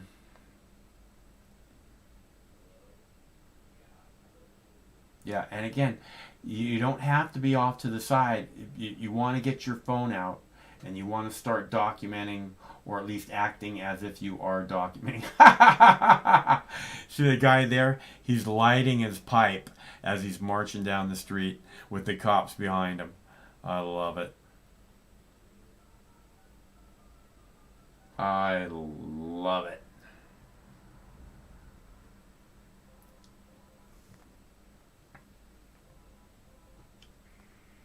Hello, caller.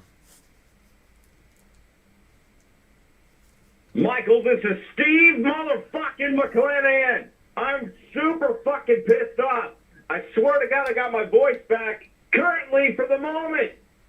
Holy shit. This shit is fucking breathtaking, ladies and fucking gentlemen. I'm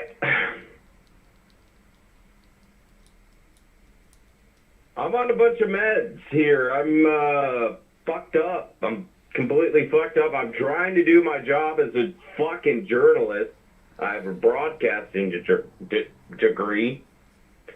Keeping a positive attitude at the end of the fucking day, whether you like it or not. And they are trying so hard to keep this away from me. And I've been forced to do a super chat. They said, Steve, we need you to do a fucking super chat and tell them you ain't getting off the fucking line unless you fucking donate to the fucking super chat right now. Currently, ladies and gentlemen, where the fuck are you in the super chat? There's a super chat because, Michael, I swear to fucking God, I have a fucking big ass truck and I did some stuff. Okay, I had a snowplow on there, and there's a lot of people looting and shit. And I tell you what, I'm going to need a new fucking credit card. So these cock-sucking motherfuckers out there with their super chat capabilities, they better get on the fucking goddamn super chat and fucking donate currently right the fuck now. Or I'm going to be fucking pissed the goddamn fuck off because I'm trying to get the fuck out of here. Okay, Steve. Well, I'm glad to hear you got your voice back. Sounds much more professional. I tell you what, it's way fucking more professional. I guarantee it. I guarantee it. I have been working on my professionalism for months, okay? You know, we've been here in the quarantine zone. We've been doing all kinds of shit, putting together shit, a lot of shit, okay? So people out there in the fucking world, they need to understand that I need some fucking money. And they need to donate to the fucking super chat right the fuck now, because I need some goddamn money. Get some beef jerky and all kinds of fucking shit. Bunch of fucking goddamn sissies out there don't want to fucking donate to the fucking super chat because they're broke and fucking dumb and stupid. They can't even push couple goddamn buttons. Fucking donate to a fucking super chat. Fucking say, hey, Steve McClanahan, go fuck yourself. Can't even do that. Too soft. Too scared. What are you gonna do? You're just gonna sit there behind your fucking goddamn computer? You're gonna be all, oh, well, you know, I fucking only donate to fucking social justice social justice warriors and then bitches and then all this shit. You want to get on the fucking super chat? Get on your fucking knees. Type in fucking super fucking chat right now. Click on it. Donate $950 fucking dollars. You can only donate $500. You can only donate $500. Yeah, $950 fucking dollars. We'll settle for fucking, $20. I mean, I'm just saying, we'll split it, 30-70, I get 70, you get 30. I mean, it's all good, okay? Hurry the fuck up while the call is still live. I mean, so we can give a shout out to you in your fucking dumbass fucking chat name. What's your name? Who the fuck are you? That wants to donate to the goddamn social resistance to literally. I don't know what the fuck I'm talking. I just need some fucking cash. Hurry the fuck up and donate. I'm not getting off the fucking line until they fucking donate. Okay, well, it's good to hear from you, Steve. I'm glad you got your voice back. Did we get a donation? No. Fucking goddamn fucking bunch of fucking goddamn liberal social justice warriors don't want to fucking donate even $1.99 or even a fucking $2.50. Fucking not even throw down for any fucking piece. A bunch of fucking softies. I tell you what. All right. Good to hear from you, Steve. I need a fucking new engine. I need a new fucking engine. This is fucking not working out for me. This is pissing me the fuck off. Okay. You tell these sons of bitches they better fucking donate right now. Yeah. Okay, Steve. All right. Thanks for calling. calling. I gotta go. Bye. I got shit to fucking do. All right, good. Get on that. I'm doing it. Good. Doing it live.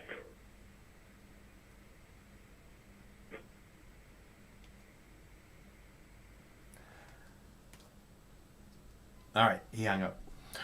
Okay, so let's see. Fire pineapple.